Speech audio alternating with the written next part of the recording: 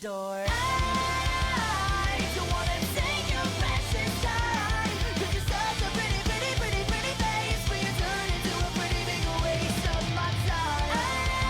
I don't wanna take up all your time, 'cause you're such a pretty, pretty, pretty, pretty face, but you turn into a pretty big waste of my time. You're the lowest type, you're the lowest. I met a girl stuck in her ways. She found a boy she knew she'd change. I changed my clothes, my hair, my face, to watch us go our separate ways. She said we'd grown apart for some time, but then she passed, nobody knew. I hope Mr. Right was up with all the bullshit that you gave away. Well, while I sit here by myself and figure out how I got this way,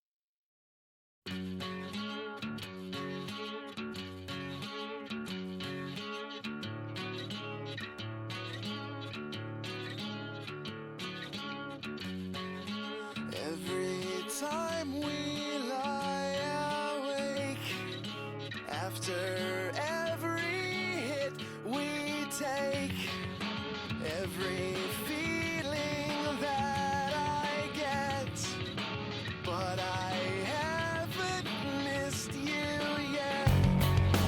Every roommate kept awake by every sigh and scream we make. All the feelings that I get, but I still don't miss you yet. Only when I stop to think about it. I hate everything about you. Why do I love you? I hate everything about you. Why do I love you?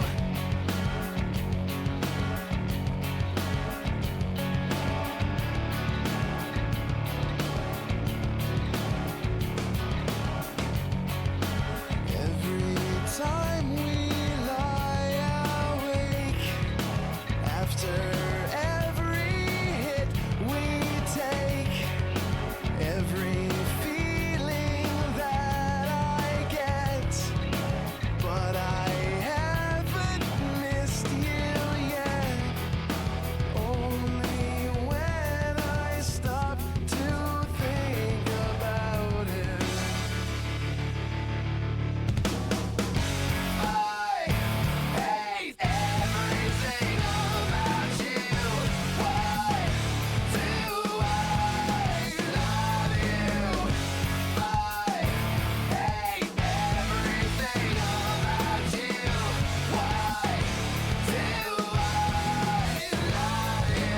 Only when I stop to think about you, I know. Only when you stop to think of. Hello and welcome to BSL Ishtar Division Finals. For this set, we have a matchup between the Crew Esports with Zerv, Arrow, Reaper, Arconic Prince, and Kazar versus the Food Fighters with Panther, Chip, Azur, Denny, and Zapsy. Narwhal, just based off name and history alone, which team do you favor going into the set?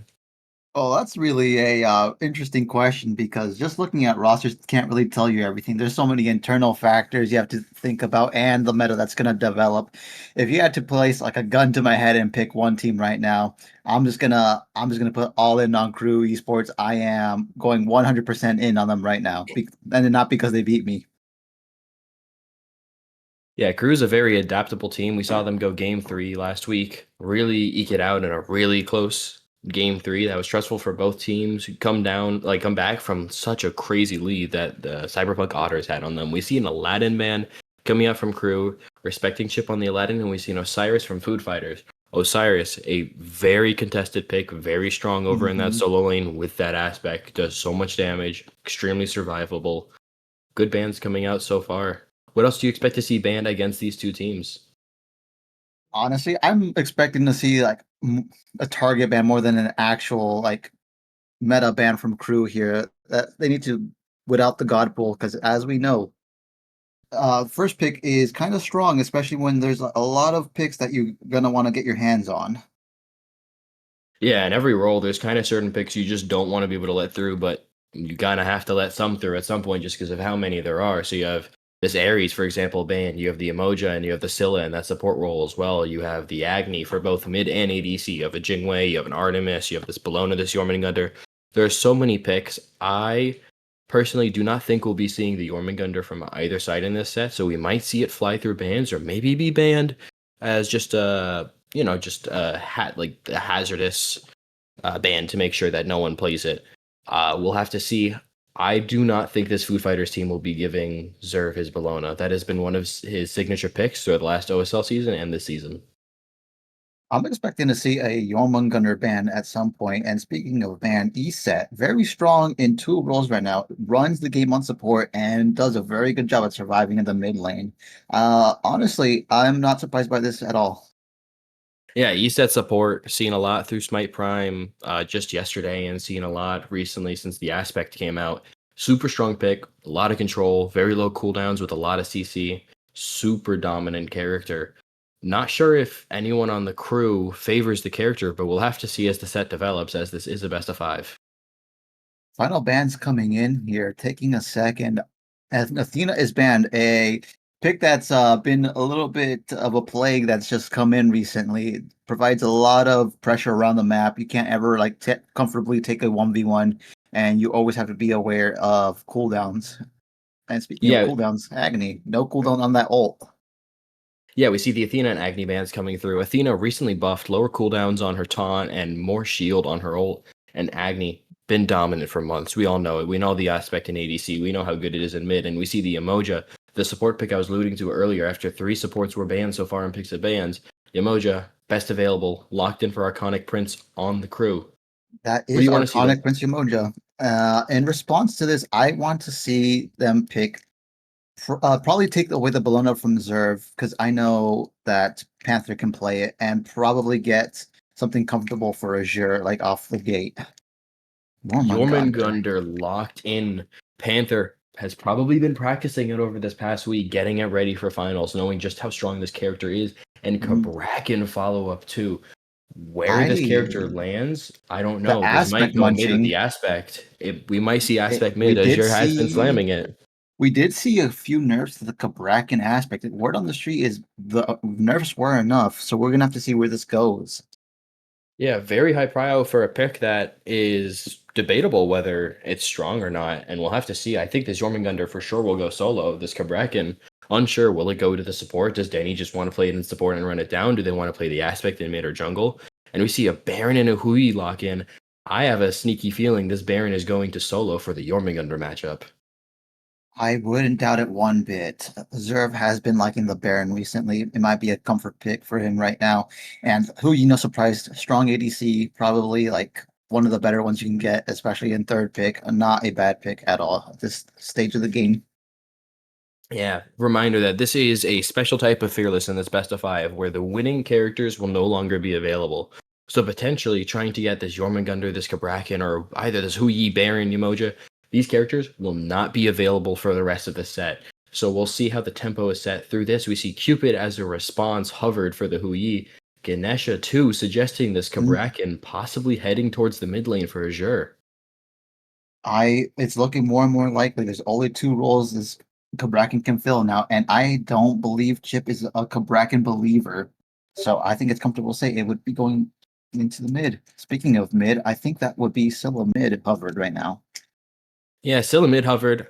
I'm not such a fan of this pick because of how strong the aspect is. The There base we form of that character does not do as much damage as she used to, but a Merlin hovered instead. Merlin getting to 5th pick is pretty criminal. That character does so much damage, abuses Polly better than almost any character in the game, and locked in 5th for Reaver with the Nemesis as well on Arrow.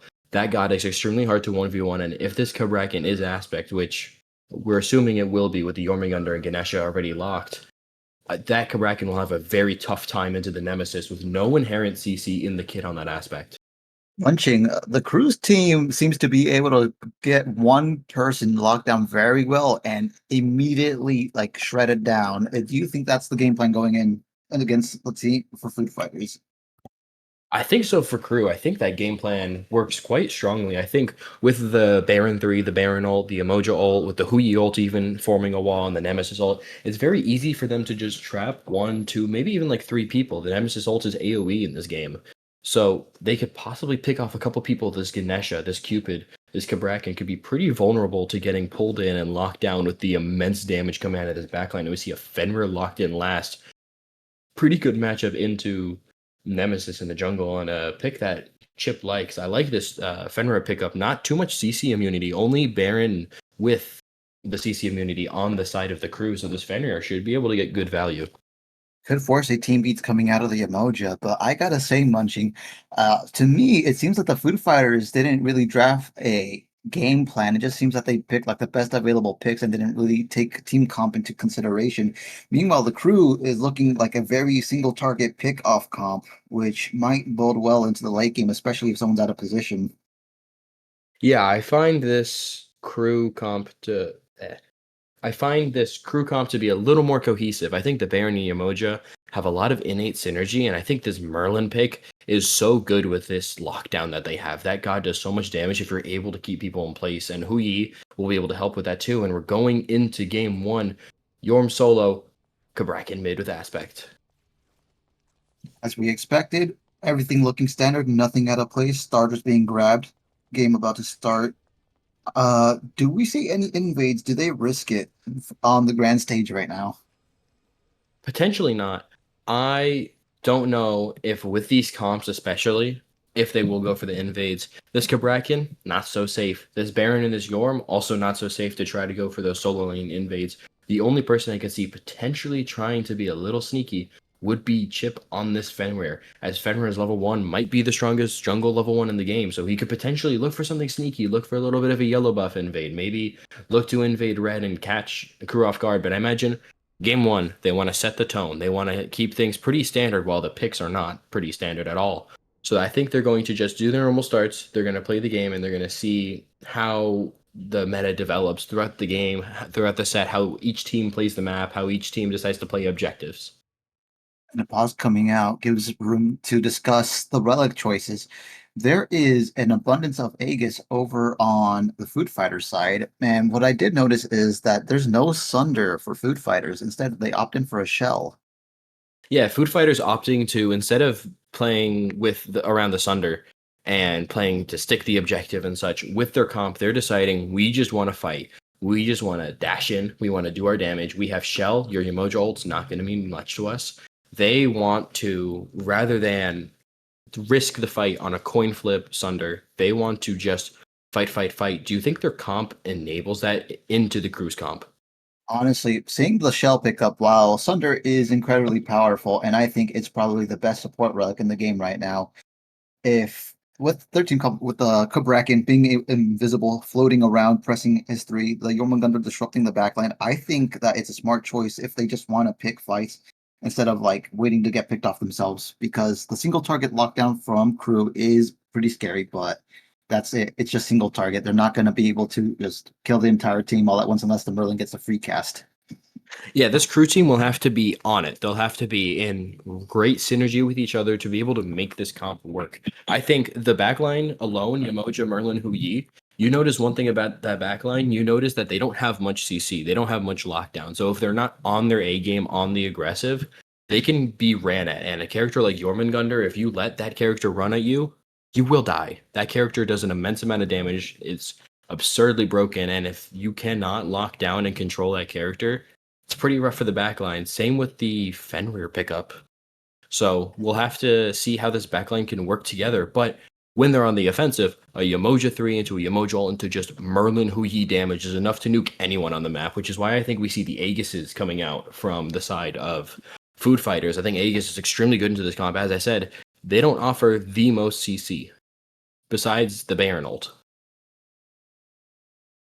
Speaking of which, the Baron Yorm matchup, how does that go? Because I have seen the Yormungandr on Smite Prime not care about matchups whatsoever. It always just does its own thing when it's ever let through.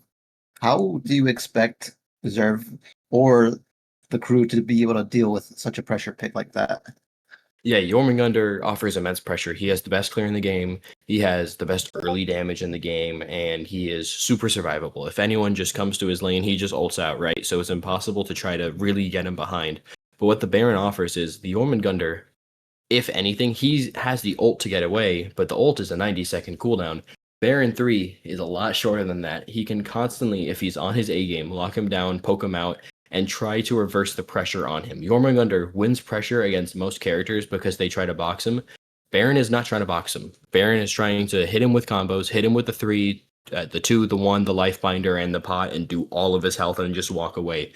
Baron ult is not useful at all against this character, but just the combo alone and the threat of constant poke and constant damage makes this a pretty good lane matchup where Baron actually won't get that far behind.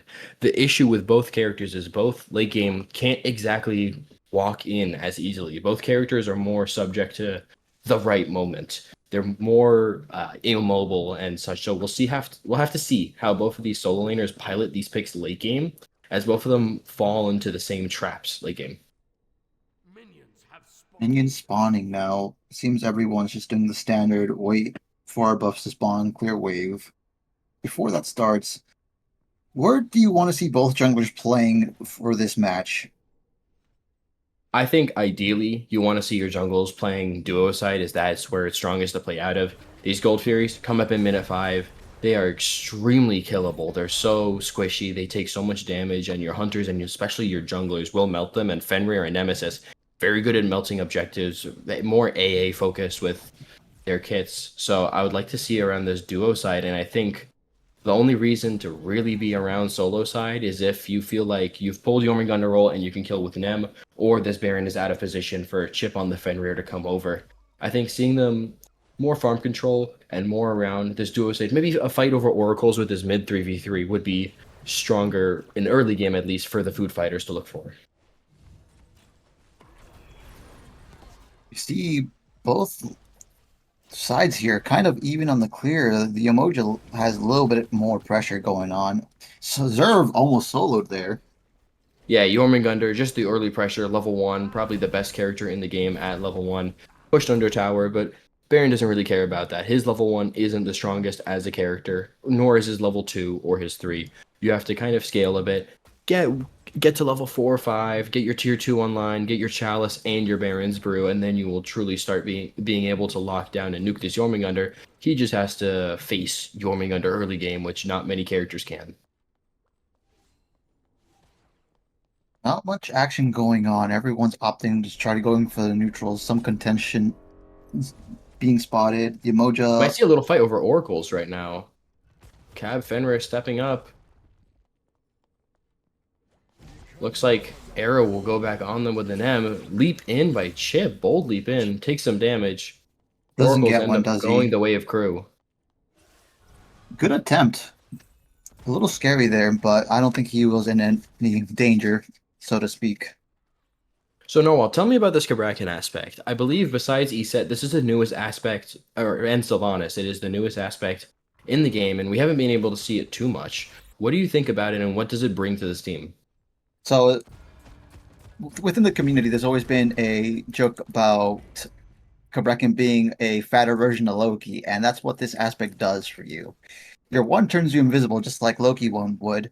The two has the same thing. It just doesn't stun anymore and has extra damage whenever you get it built up. The three, instead of being a self root and a tremble and a cripple, you now just launch out your three as if it were a Loki two, and it does damage, lots and lots of damage. And fun little fact: with your ult now teleports you a short distance and still gives you the walls. So what this pick does is it allows you to float within fights undetected. Drop your three after your damage is dealt. You can go in and drop your kit and hopefully get a pick or two off of that. Yeah, it's super, super strong early game. Actually turns Kabrakan more into a poke machine, and we see rocks prioed by food fighters. Their 3v3 on these rocks with their solo jungle mid is absolutely devious. One of the strongest 3v3s I could imagine with Yorm, Fenrir, and Kabrakan aspect. They kind of just get it for free. There's not really a way to contest that. We see a small lead in middle lane, maybe about half a level from this Merlin. As Possibly expected. possibly taking a bit of his jungle's farm in the back, or maybe they just won the neutrals. Not much happening here in ADC. Yamoja does have ult, but this team has the shell available to them, so the ult won't do much unless the Hui ult is ready to capitalize on it. I would like to see an early Emolja ult done in here so they can get that shell burned and get ready for Gold Fury fight.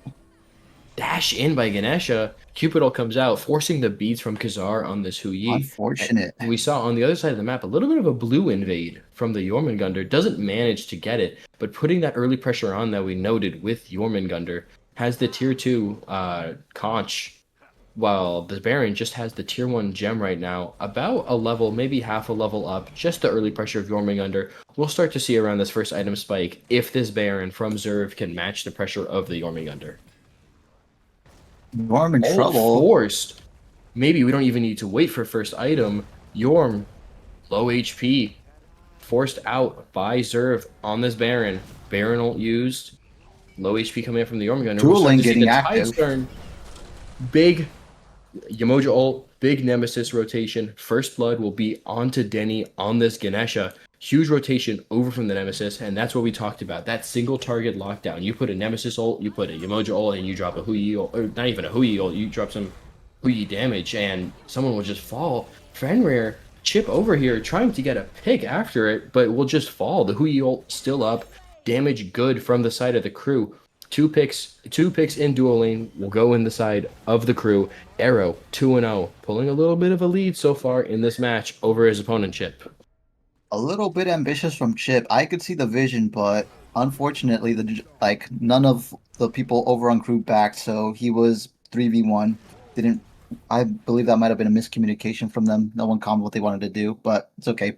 Shake it off. They didn't go for gold. You guys are still in the game. Just a slight gold lead on the side of the crew for them. Yeah, not too much that you're happy to see if you want the Food Fighters to win in this match. You see this Baron starting to get online, able to poke out and do good damage to this Jormungandr and truly fight back.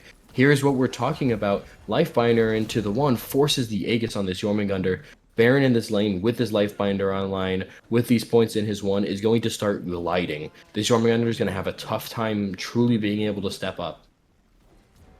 This Jormungandr is getting a little bullied more so than you would like if you're on the side of food fighters, because Zerv with the lead from the Baron would be a little bit more impactful than a Yorm that's behind. For sure, Yorm behind is not a great character. So getting this Jormungandr behind would be super strong, especially because of this Nemesis, because of this Merlin. These picks that just absolutely ruin a Jormungandr's life. Yorm going into this conch, and he likes to build HP because building HP makes it so his passive immovable does more damage when you fully charge up that poison meter with your autos. But because of that, Merlin, the best Soul Reaver builder in the game, will be able to nuke him. And we see the Yorm ult force now. First the Aegis, now the ult. Just the Baron base kit able to do so much in this matchup into the Jormungandr. Truly a great counter pick coming out from the crew into this Jormungandr. Munching, I think they might be looking to grab the Jormungandr under his tower right now. No Aegis, no ult. This should be free. Zerv picks up a kill on Panther. Full HP, only Nemesis ult expended there. Great pickup for the crew. This is what you want to see. Nemesis 2-0-1, involved in so many kills. Fenrir having to work overtime to try to be able to catch up, and we see the beacon or the ritual site unlock in mid lane. How do you think this fight's going to go? Do you think crew is going to continue conceding it? I think crew can show up and do whatever they want, but they just have to show up. If they give it up, that's just because they didn't want it. Leap Force, Chip brought low. He has ult if he really needs to get out. He won't have to use it, but he won't be a part of this mid fight where Zerv rotating over on the Baron. He's pretty big. They got the kill over in solo lane, giving the pressure to his team, and this ritual site should go in favor of the crew, giving them that first eye that will be able to give them that movement speed, do a little bit of damage, and reveal everyone on the map. Not much happening in dual lane right now, more so focused on this mid lane. But Food Fighter's still stepping up despite it being a 3v2, trying to stall the ritual site potentially just a little longer. Little skirmish over here. Cupid ult used, beats forced on the Hui. Hui low on mana, probably from that Sunbeam bow. Standing his Trading ground. back. Ricochet comes in, only hits once. Hard bomb goes through. Zapsy will end up soloing Kazar, but we have a scramble over in the mid lane. Arconic Prince taken down. Yemo used, Cab ult used, Ganesh ult used, and Food Fighters actually managed to control this, and Panther catches out Arrow on this Nemesis. Complete swing over to the Food Fighters now. 3 taken down. Jormungandr ulting, kind of just serving to be annoying. Food Fighters, do they manage to get the It seems that objective? crew might have had more moonlight points than food fighters did by the end. Yeah, neither fully charged a thing, but Food Fighters over on this Gold Fury, they have the picks, but they're coming up. They're They don't walking have us over. under. We see Zerv here, no Sunder, but doesn't matter if Reaper in trouble. taken low, no one able to really step up, and Chip will secure the Gold Fury. And this is where them going into this shell instead, making their fight stronger, works out better for Food Fighters. They don't need a Sunder if everyone is dead. So this fight, that swing over in mid on the Ritual site, putting Food Fighters almost 2k in the lead now. That was such an unfortunate. Oh, Ooh, and speaking of unfortunate, but that mid fight for the Moonlight, it went so poorly for the crew. I believe that they just didn't take the reset properly, and so when the others just came back, they were a little bit stronger for the fight. yeah, they had such a good rotation from Zerv. They had good poke. They managed to like push them out. But then Foo Fighters just reset. Jormungandr came over, picked off the Nem that was completely out of position from the rest of her team, and they just completely dominated that and translated it into a Gold Fury. None of these lanes will end up mattering. It will be the objectives. We see Chip on these rocks. Zerv looking to step up to contest. Just a little bit of poke. Rocks will go the way of this Fenrir. Fenrir actually a little bit of a lead over this Nemesis now after that fight, after the Nemesis was put a little bit down. I activate, oh not activated, Nemel used, Fenrir used, and Arrow will get the solo onto Chip with this Does he Nemesis. get away? But Ganesha ult will be used and will take down the Nemesis. Shell expended. But Kraken sneaking behind, trying to get some more damage onto the Merlin, but he will just flicker away. We see the Soul Laners coming over. Not much to do about it. Zerf, kind of alone back here, manages to pull in the Ganesha, stuns the Jormungandr instead, but both subject to the damage from this Merlin. Merlin and Baron right now, and this Yamoja too, doing so much damage in this early game, able to push them out. Zapsy soloing Khazar again. That's that counter matchup that everyone hates to see whenever they lock in Hui. There's not much you can do if your beads are down. Yeah, huge for the Food Fighters that this duel lane is 2 levels ahead. Certainly something to play out of, and we'll see on this next Gold Fury just how much that lead matters. Currently, they're tied in items, but Zapsy still yet to back, so we'll see how much this lead and this gold amounts to in these next couple fights. The Gold Fury should be spawning relatively soon. Both teams should start getting ready to place wards and get vision around because this next Gold Fury might decide the tempo of the game. Yeah, this next Gold Fury could be super important because if one team dominantly wins this Gold Fury, not only will they get Gold Fury, they'll be able to potentially push out this mid tier one of the most important towers in the game for keeping map pressure, be able to get this Pyromancer and be able to really pull forward with a lead. So you want to, if whatever team you're supporting, you want to see them be able to get control over this Gold Fury pit, potentially fight over these Oracles. Arconic getting poked out, but able to do some damage back to Chip on this Fenrir. Nemesis ult used, taking the Ganesha below half health, but no kills found. Ganesh Sprint expended. Oracles picked up by the Food Fighters, looking to keep pressure on for this Gold Fury. They want to be able to get this in the 30 seconds that it comes up and truly be able to just run away with their lead. Arconic stepping up, teammates following up, but he's a little alone for now. Gets Fenrir and Cupid ulted. Tally Beads comes out, but he will fall first. Baron ult comes out. Denny, super low, killed by the Nemesis. Jormungandr manages to squeak away with his ult. Fight still going on though, but only the supports will be traded out. Honestly, if you're a crew, you don't feel bad about this. The Yorm's ult is now down, so he can't really step up safely anymore. Yeah, all ults down on the side of the crew, whereas you still have this Kabrakan ult. These walls that the crew, quite frankly, they don't have a shell for, and this Nemesis, this Baron, they could get very easily trapped if this Kabrakan catches them at the wrong place. Kabrakan looking for some sneaky poke as crew pulls this Gold Fury. Supports walking up now. Sunder up on this Yamoja, able to confirm. Foo Fighters has to get in now if they want to be able to contest. And the Kabrakan will steal it and pick up the kill on the Nemesis and will just win Sprite out. Huge turn for the Food Fighters. Azure on this Kabrakan, going huge, stealing the Gold Fury, killing the Nemesis for the 3rd time this game, and pulling Food Fighters now 3k ahead. Munching, that was a pretty decent gold swing for the favor of food fighters. They're starting to gain momentum even when they're not looking in a position to be fighting. Yeah, this Cabrakan pick, despite the fact that it's been nerfed and is considered by the comp community at large to not be as great anymore, Azure looking great on it. The poke is absolutely insane, and his all in there, being able to steal the Gold Fury before the Emoja with the Sunder is able to get there and just absolutely destroy the Nemesis is super, super strong. We'll see if it continues to scale into late game the same amount that this Merlin will. But super, super good showing from this Cabrakan. Speaking of Merlin, no poly yet on the Merlin. Do you believe that he is a non-believer of the item for the character? Absolutely not. I believe he'll be going this possibly next item. I believe that is the tier 2 for Polynomicon.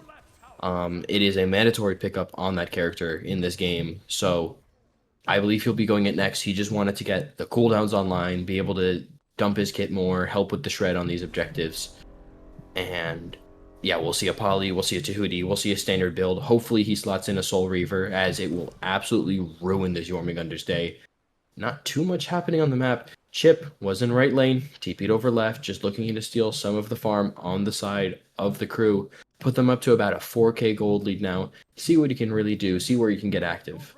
We see a Cosmic Horror coming out of the Cabrakan, so his cooldowns are practically non-existent anymore. Yeah, and we actually see this Merlin. Not only is he not going Poly now, but he's going that Soul Reaver I mentioned, but so early. Do you like this Soul Reaver pickup so early, given it is so good into the Food Fighters comp? Honestly, this early, I think it's perfectly fine. It seems that there's a lot of health on the side of the food fighter, so if he's able to free cast, he could just ramp up a lot of damage really quickly. The question is, do you get to still go your Polynomicon? Oh, and beads forced out of this Cupid by this Zerv rotation. He's a little early. Gold is not up for another, I would say, around 45 seconds. Possibly just looking to see if he can get anything for his back. Strider's online for the Baron. We see the ritual site is open in mid. The support's kind of standing on it, Cabrakan kind of standing a bit outside of it, and Merlin is Munching, here as to of join the right fray. now, this Cupid has done a level a minute.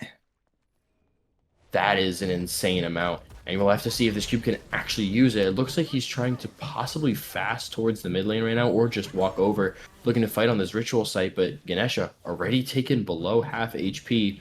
Crew with the dominant positioning on the ritual site, but we saw what happened last time, where the crew were able to get this positioning, but just completely lost it when the rotations came through. And we see Cupid's walked over, whereas Hui is still pushing this tower and left. So crew will have to concede this to food fighters of the matter of numbers alone.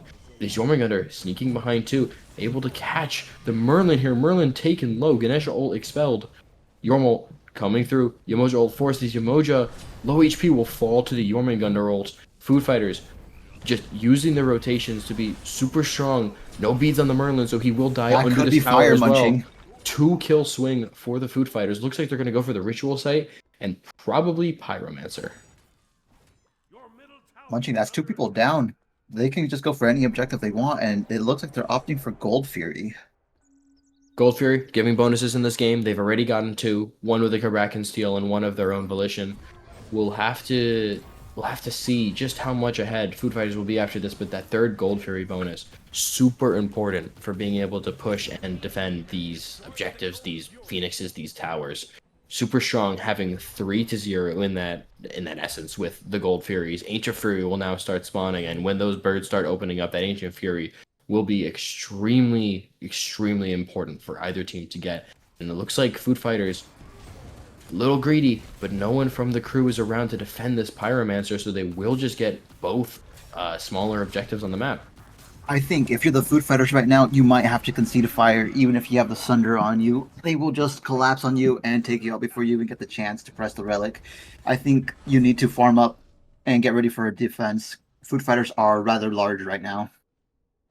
Yeah, this Cabrakan just doing so much poke, whereas this Merlin, he needs a bit more item, like a couple more items to truly be able to become this late game threat that makes him this top pick, top ban in all these leagues and all these tournaments. We need to let him scale just a little bit, whereas this Cabrakan is fully active from minute one. We're seeing Ganesha able to pick up the support starter now, so this team might start looking for picks to be able to try to pull this Fire Giant. 5k lead coming from them. Where does Crew have to play out of to try to be able to come back into this game? I think Crew has to funnel all the farm possible into this Merlin. If he manages to get items online, a lot of this lead that Food Fighters have is going to feel non-existent if your Merlin's able to just pump out like near infinite amount of damage. Good Instead, pick. they'll go for Zapsy. They'll trade 1-for-1 in Hunters, but the Emoja will fall to 1-for-2 trade. They manage to shut down this level 18 Cupid, but they lose 2 in exchange for it. We see Arrow out of position, caught out too. Not sure what he was doing over here. Triple kill for the Fenrir. This Fenrir now with a 3-level lead over Nemesis. You no longer have a 2-level lead with the Cupid over the Hui after that trade out, but now the Fenrir has a 3-level lead on the Nemesis, and that character from ahead is impossible to fight into. I think that the Food Fighters had an excellent response to that Cupid pick. It wasn't the best situation initially, but they seem to recover. Speaking of recovering, Crew, Reaper caught out, will be killed by the Jormungandr rotation. Crew just constantly out of position, being caught out, getting picked. We saw they traded the 1-for-1 with the Huyi and the Cupid, and that was great. But from there, what did they do? The Emoja died, then the Nemesis came and they died, and the Merlin came and they died, and now the Baron has come over and he too will die. The Crew just keeps getting picked over and over again, and just they keep extending the lead of Food Fighters.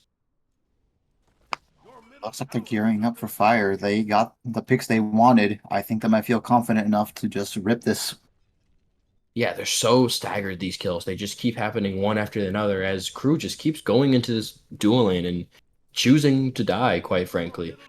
And so Food Fighters, 7k up. They have the Titan's Bane online on this Cupid, level 19. They're able to start looking at this fire. Jormungandr, pretty good burn on fire as a solo laner as well, so they can kind of just pull it and force the Crew to step up. The Crew doesn't have this Sunder either for another 50 seconds.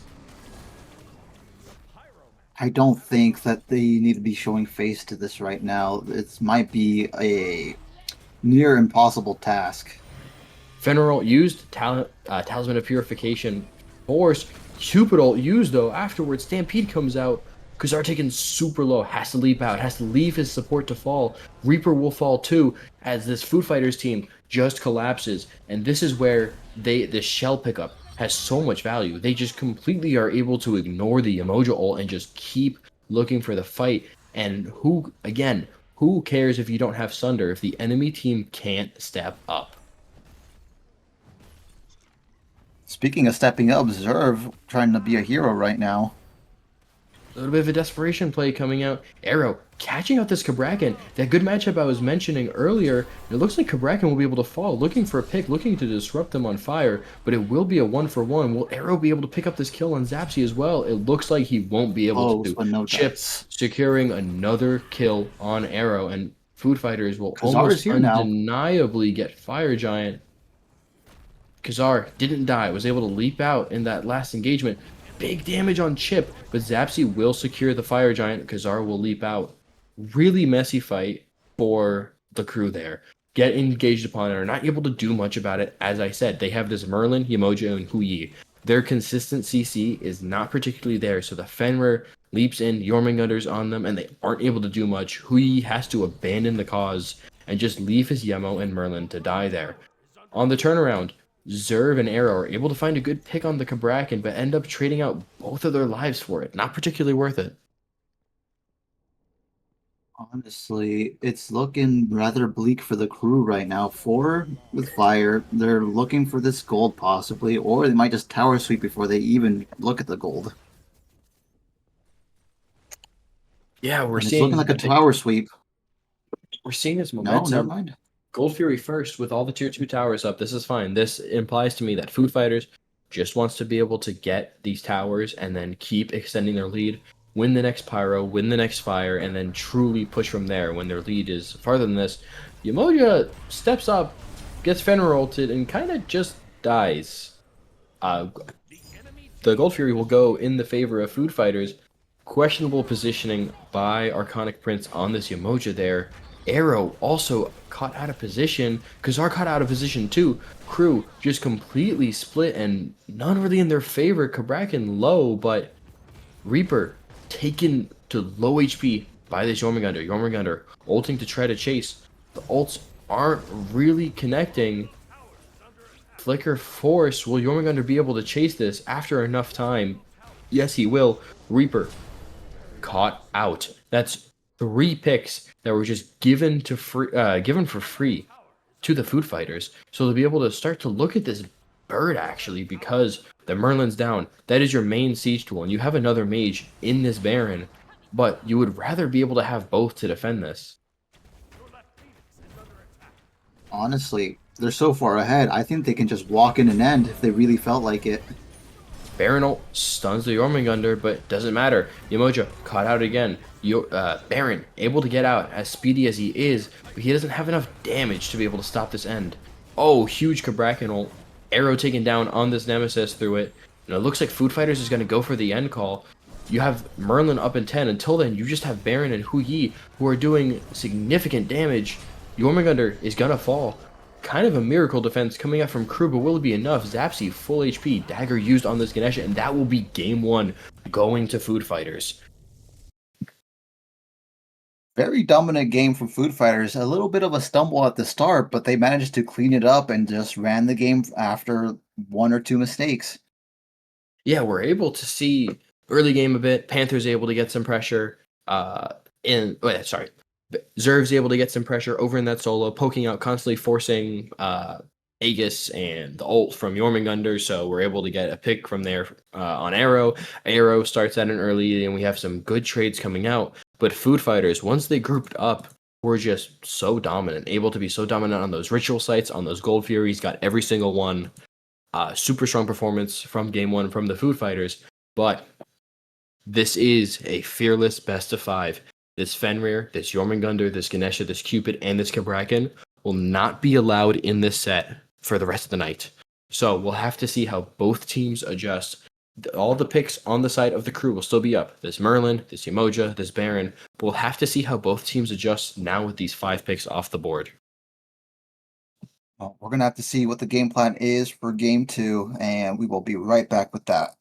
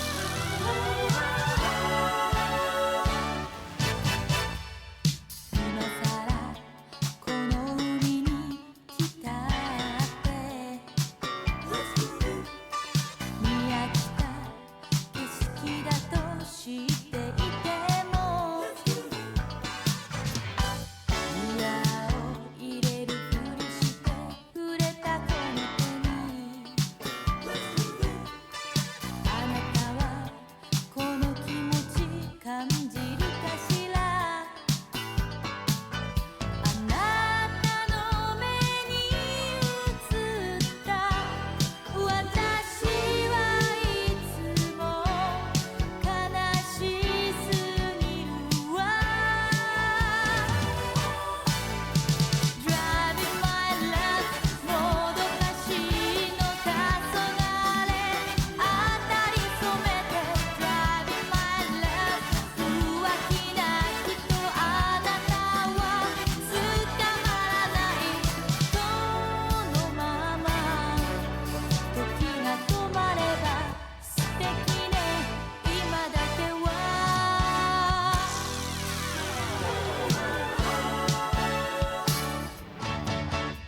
黄昏の色も夕闇に溶け始めたわ星と夜とあなただけよ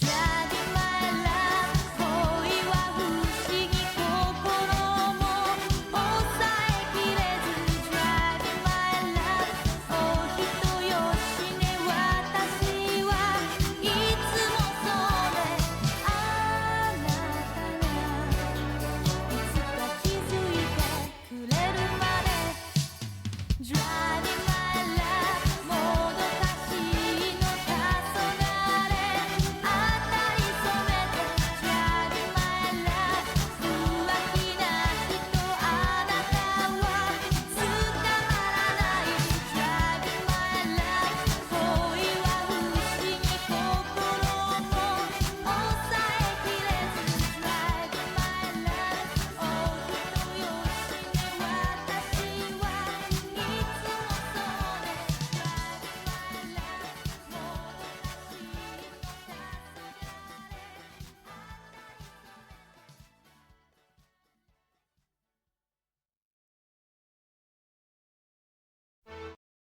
It's beautiful one ふふふふ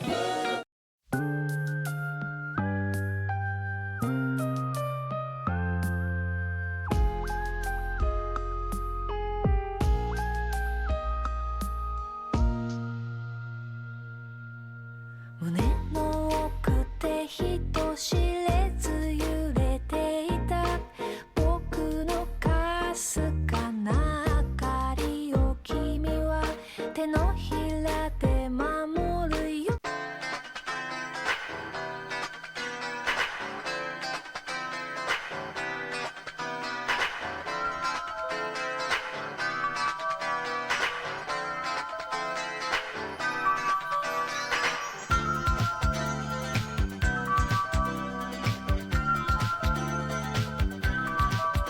君の長い髪を揺らす風は遥か南の島へ All right, welcome back. This is game 2 of Ishtar Division Finals. Crew versus Food Fighters. Food Fighters able to win that game 1 pretty dominantly. What do you think went wrong for the crew in that match, Narwhal?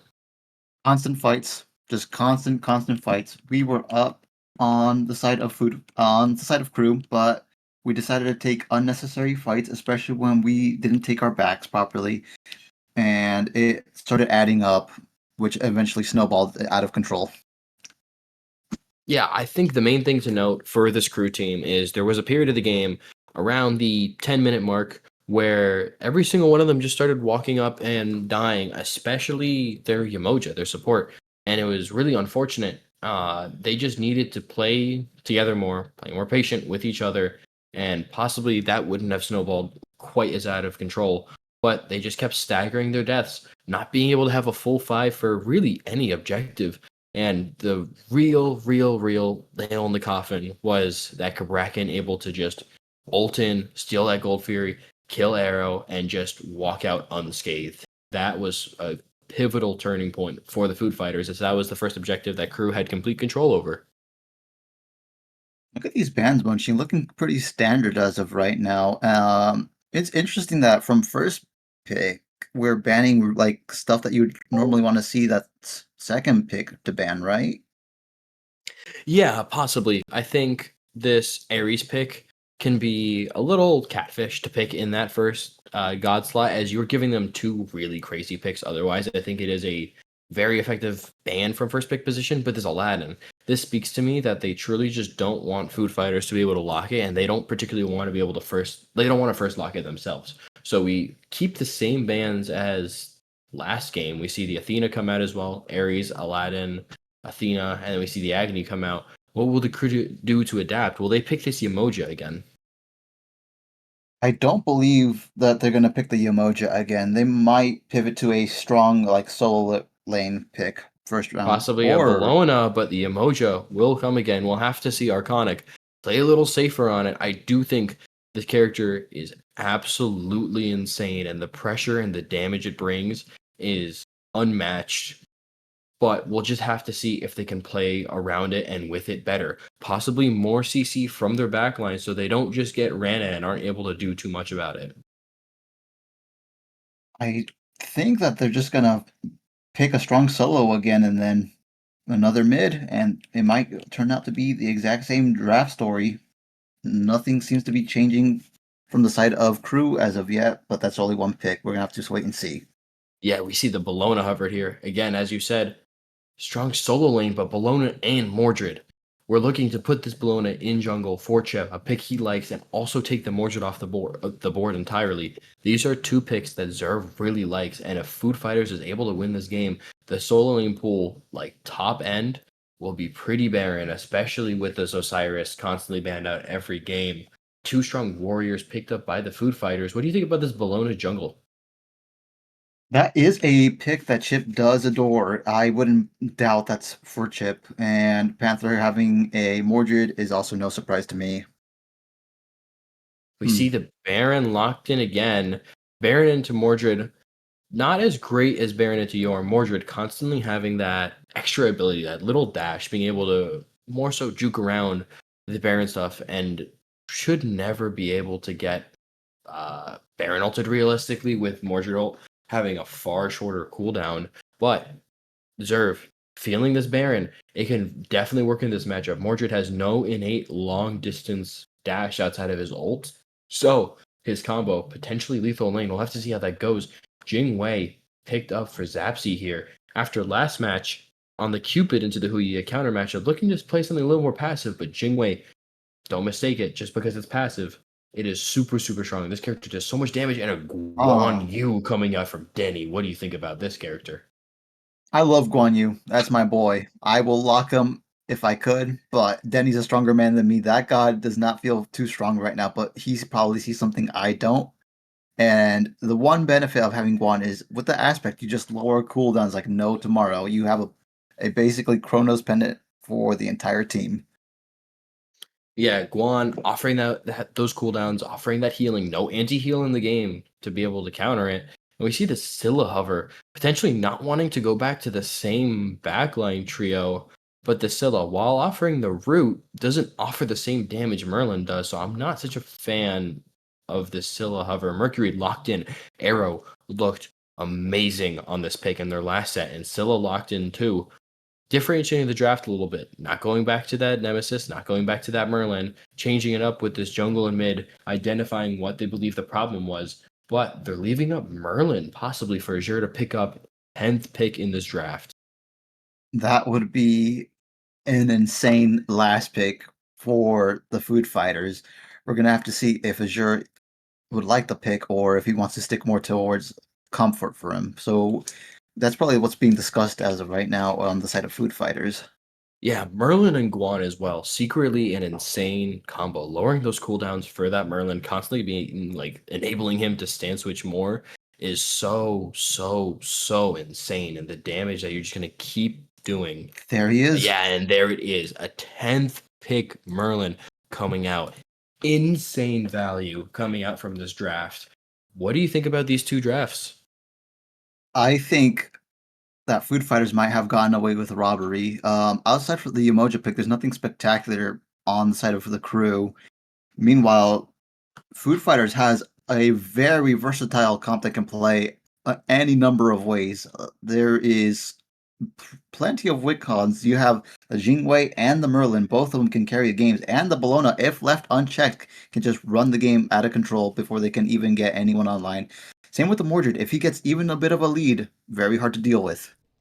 Yeah, this solo lane will be honestly extremely volatile. I think this could go truly either way because this Mordred could just be constantly caught up by Baron, and Baron with a lead is impossible to lane into because he just threes you and your entire health bar is gone. Or this Mordred could take the right opportunity and just pick out the Baron early. Baron in those first couple levels isn't the strongest, whereas Mordred pretty strong early. So we'll have to see. I think the number one thing for me I want to see here, I think this Bologna matches up extremely well into this Mercury. And I think this Mercury pickup might have been a little bit on the troll side because of this. This Bologna will be almost unboxable for him if Chip plays this correctly. So we'll have to see how that jungle matchup ends up going. I do think no matter what, on the side, on this right side of the map, on this like middle lane in the mid 3v3 and this right side of the map in general, this Food Fighters comp has so much more pressure than this crew comp. So we'll have to see how they abuse that as we go into a bit of a break, as someone may have forgotten an aspect or they have to swap around a skin or a god or something. We'll be in a bit of a break. ように踊るように優しさをなびかせていたね On the seaside 忘れかけてたあの日の君は7月色の風に乗って夏の匂い君への想い切ないほどに漂わせて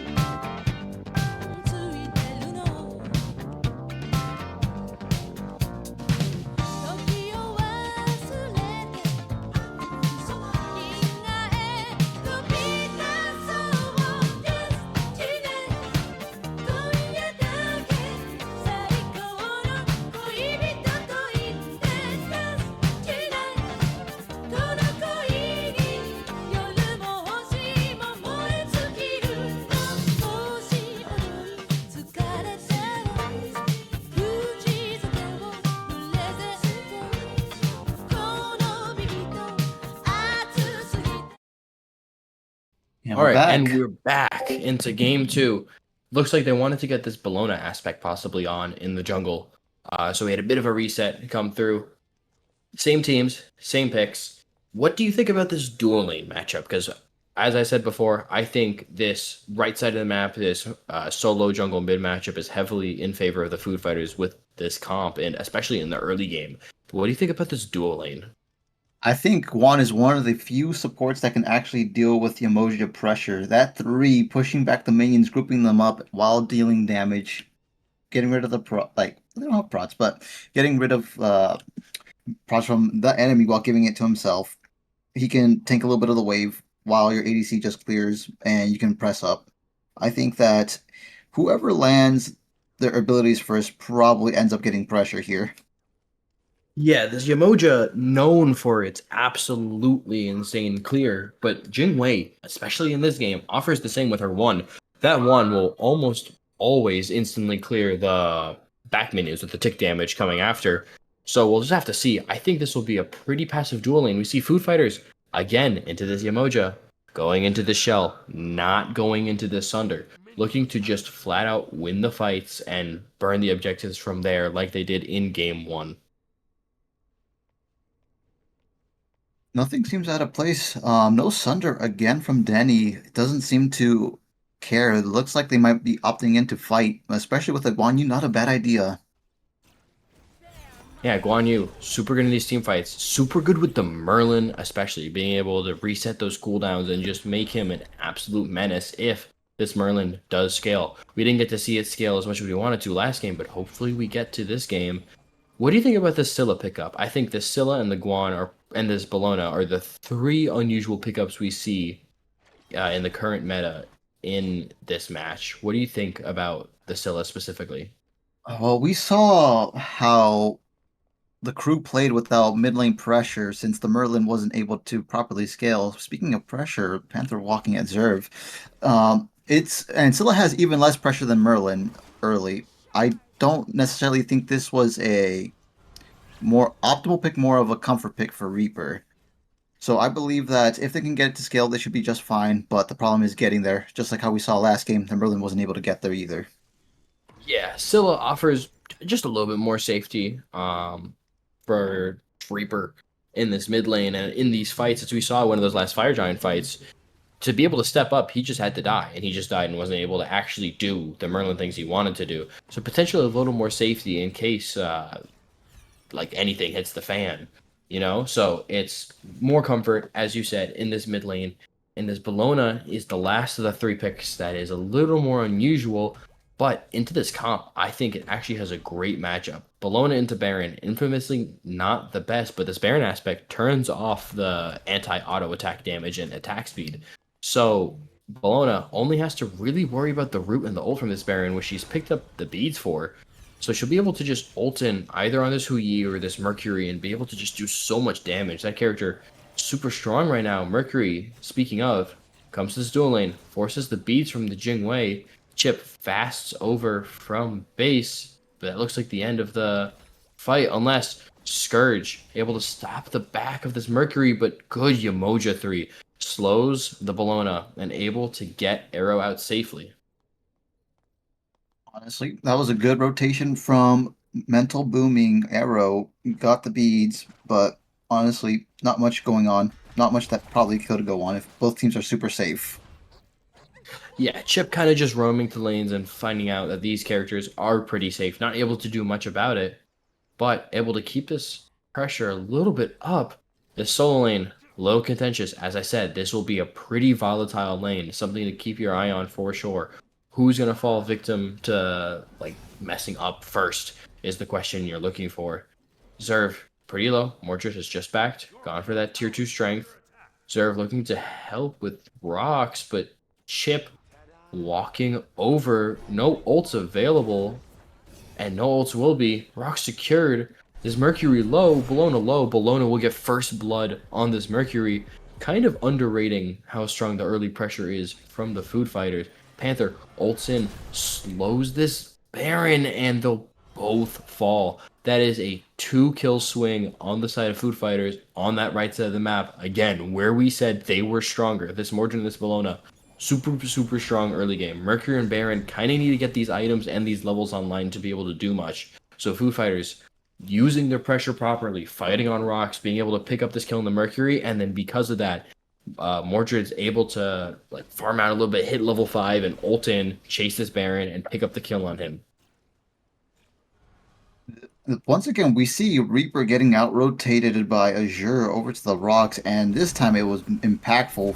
First blood drawn, and then your solo laner dies like a little bit later. It's not looking like a good start for crew, but you're only 2k down. It's not significant. Just shake it off, focus up, and just try to communicate a game plan a little bit better.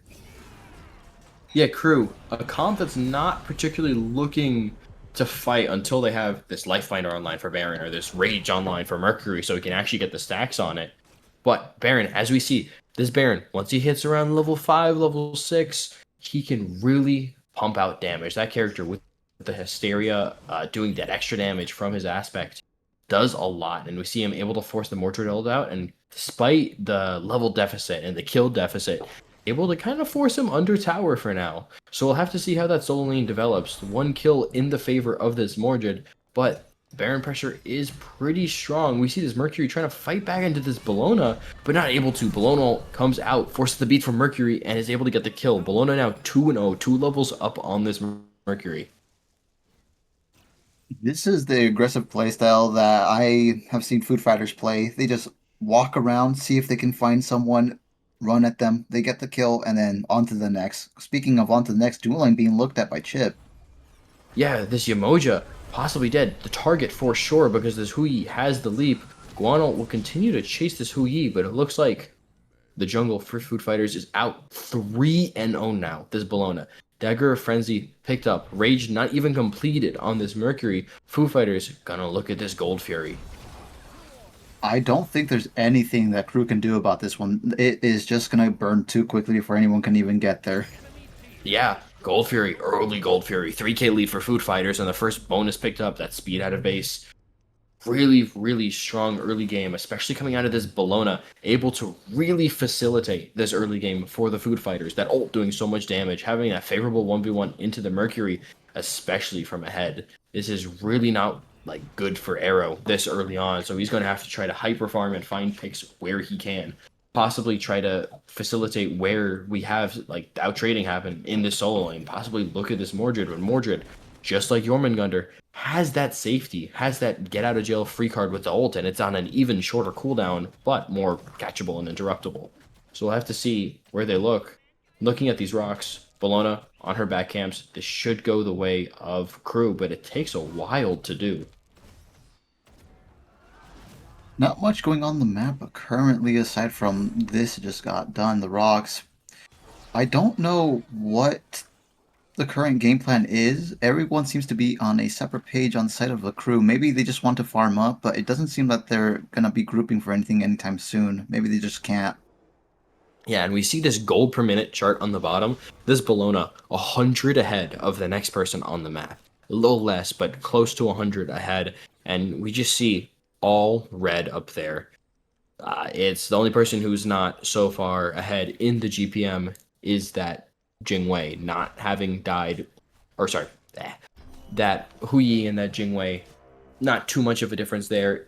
Oh no, there is a large difference. The Huyi probably the most far behind in the match. Excuse my my wrongness there. Yeah, just dominant map performance all three lanes right now by Food Fighters. How will they continue to capitalize on it though? Because if they don't do much with it, this Mordred kind of falls off late game, very susceptible to just dying to lockdown. Will die to a Mercury spin or a Baron ult. This Bellona, not as effective a jungler late game. This Mercury late game will do so much damage. Huge engagement. Beads forced by the Bellona. Low HP bars, Arconic taken down. Scylla too low to truly step up, and Arrow again too low. 5 kill lead by the Food Fighters, winning the ritual now too. They've won Gold Fury, they're winning the lanes, and now they've won the ritual. They're just winning everywhere. Crew has to stop them at some point. There has to be a fight where they put they put their foot down and they decide we're gonna out rotate you. We're going to try to fight this. They need to get rage stacks on this Mercury for him to be effective. They need to get him involved, get him like back in the game as Bologna is just so far ahead of him. It just seems that there's no one being targeted in these fights. They're just throwing things out and hoping that someone gets low enough so that they can last hit. It just seems like it's panic in the moment instead of organized fighting.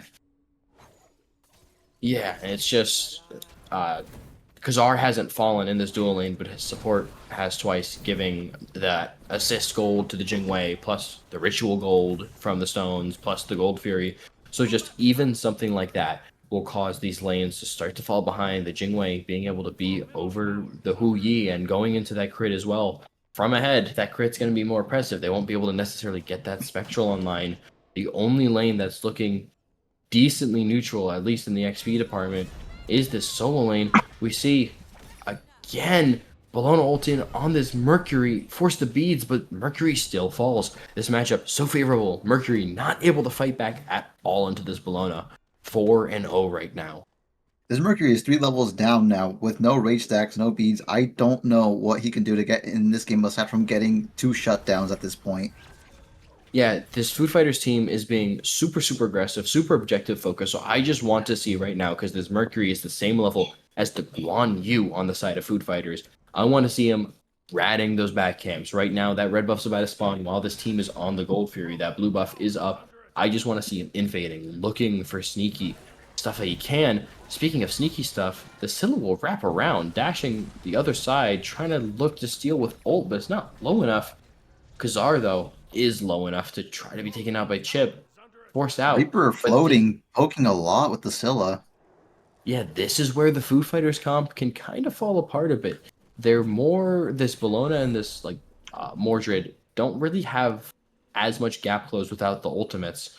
So it's kind of hard for Bologna to do much outside of that initial engagement. So they aren't actually able to pull that Gold Fury, especially because they don't have the Sunder. With that Yamoja being able to just step up and go, hey, either deal with me and kill me, or I'm going to Sunder this when it gets low and the objective is ours. So they're not able to fully pull that objective. Not exactly a win for the crew, but they have avoided a loss that would put them even farther behind.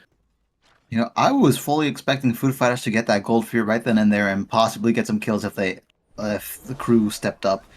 Do you think that's a good sign if you're a crew fan right now, knowing that they are fully capable of being composed and dancing around an objective well enough so that they can dissuade Food Fighters from just outright taking it from them?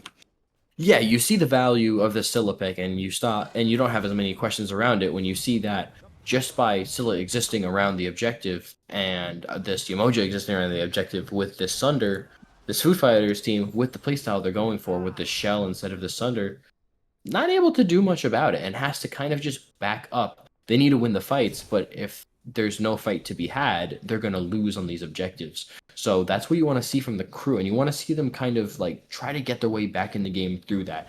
Don't get picked, just stick around near the objectives. And we see Chip really hovering around this solo lane. He really wants to try to pick this Baron.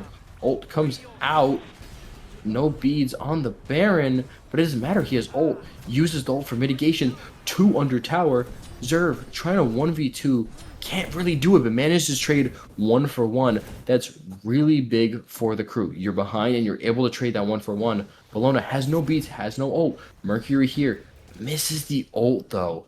Not able to connect on the Bologna. Bologna has no beads. Being able to hit that ult and keep the Bologna under tower would have been huge, but we'll see who wins this trade now. Guan Yu coming over. Under tower, Mercury has to use beads and doesn't end up getting the kill. Unfortunate ult miss by Arrow. That would have been a huge way for him to shut down this 5-0 Bologna and get his way back into the game. Just kind of going on this Guan Yu with the Emoja, they won't really have enough damage. This Guan Yu has this Spectral online and this Mercury. 0 rage stacks won't even be critting that much for it. He needs to really get online. He is level 11. Again, same level as the enemy support. We need to see him farm. We need to see him look like for those rat kills like he did with that ult that sadly was slightly off the mark. It's really heartbreaking to see that. I believe that might have been his ticket into the game. He might have been able to have a little bit of impact with that Bologna off the map, but from now he's gonna have to wait for another opportunity to do so. Speaking of opportunity, it's looking like both junglers are hovering over on Duo's side. Yeah, this Gold Fury very will be very contended here. Sunder up on this Yamoja, so if she's able to get over here in time, which it looks like she'll be able to, they could possibly look to try to contest, but they're just they're 6k down. So there's not much they can do besides try to look for sneaky picks. The Scylla still has to scale. This Mercury needs a lot of time to truly be able to catch up and scale. So we'll see what they can do. The best they can do right now is stall. But this Food Fighters team looking for this mid tower. Is there anything they can do about it? Arconic kind of just alone. Mercury ult comes out, huge damage. But again, they are so behind. They're able to get an insane setup like that, a two-man Mercury ult with the Yemo ult to keep them trapped in, and aren't able to get any kills off of it just because they lack the damage. We see a little bit of a fight going on over here. Kazar able to solo Zapsy, force out the beats too. That is a huge way to get back into the game. Kazar, formerly behind, now able to keep up with Zapsy in this dual lane, was, I believe, the biggest differential besides the jungle in this lobby. And now you have There's an entire Kazar, item behind too, by the way. yeah, a full rage behind, just able to only the Sunbeam and that tier 2, and able to also get that right tower. Crew, Ooh, gold looking they've thing caught to up look a at. K. They've caught up about 1k. Yeah, but this Gold Fury, as you mentioned, Yamoja, not there. Scylla, not really in the zip code either. This will kind of just go to Food Fighters, and it's one step forward and two steps back, down 6k again. You managed to get the right tower. You managed to have Kasar's solo Zapsy, but you're still 6k down. Very unfortunate timings on the backs, I believe it was, or not really sure what was going on, but that might just be a lack of vision thing, or might have just been a good call over on Food Fighters because that burn was nothing to scoff at. Yeah, just able to completely pull that Gold Fury for basically free, and just they end up getting it. They have the second bonus. They're still up 6k, and they could have been ahead more. Is the point though? Crew able to neutralize them being ahead more, but they're not able to really bring themselves up in the game and really shrink down that lead as much as they'd like, just because of how strong this Food Fighters team is in objectives. Zor opts to not fight crit with crit and instead of going a slightly more traditional build. Not a bad idea. Crit is probably Jingwei's bread and butter, so you can't really fault him for that. Chip over here in the solo lane, but Mordred taken down low and Beats forced by the Baron ult. What can Chip really do here? The Mercury is here. Bologna ult. Force. Is there much else to this? We see the Guan Yu coming over. Oh, and the Mercury ult will miss again. Guan Yu ult comes down, will pick up the Mercury, and will walk under this tower to look at this Baron 2. Heal comes out, but it's not enough. 2 kills going to Food Fighters. 8k down now. That could have been a swing, but again, this Mercury ult not on the mark. Yeah, everyone on this Mercury has not been on point as of right now. Maybe he's just scaling. He gets better as he gets levels, but he needs to get those levels first before we can start speculating. No race stacks on him either, by the way.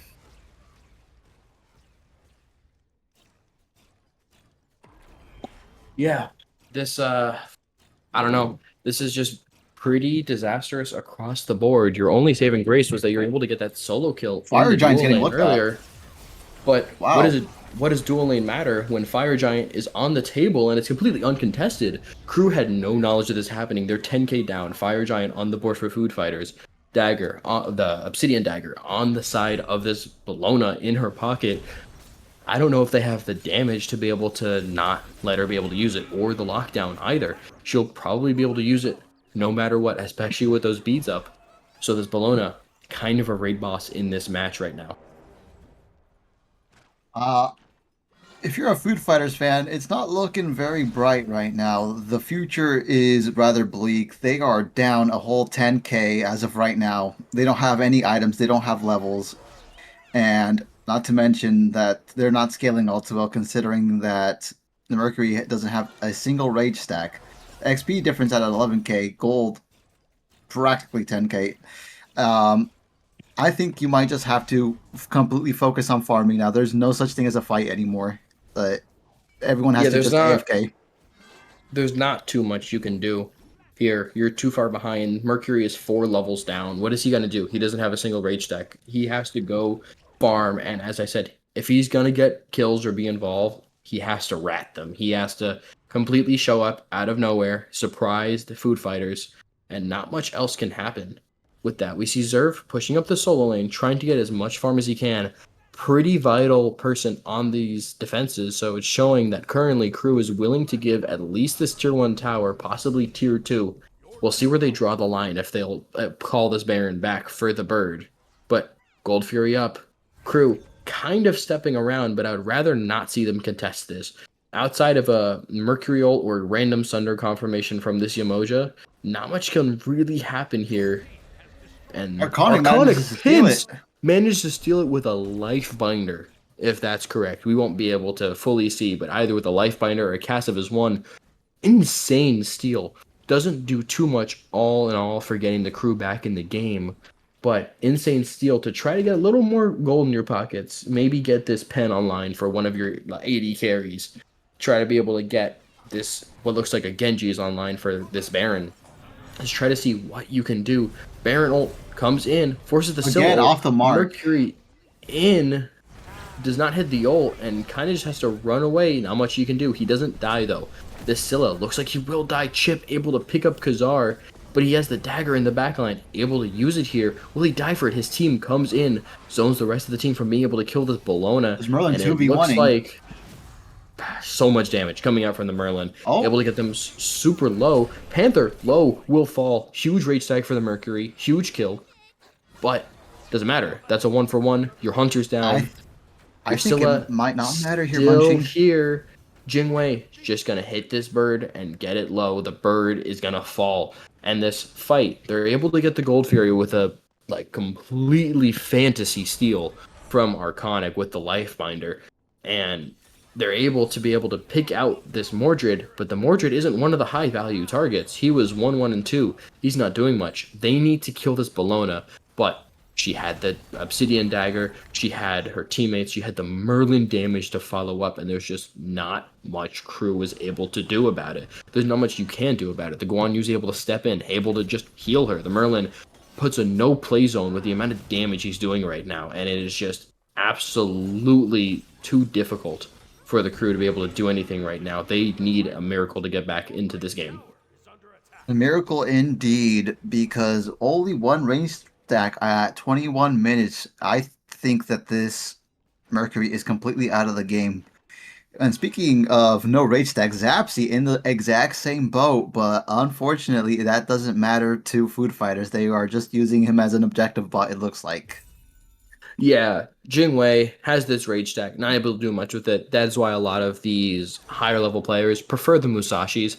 More consistent, you're able to have that power, that crit, that movement speed, and the safety that brings.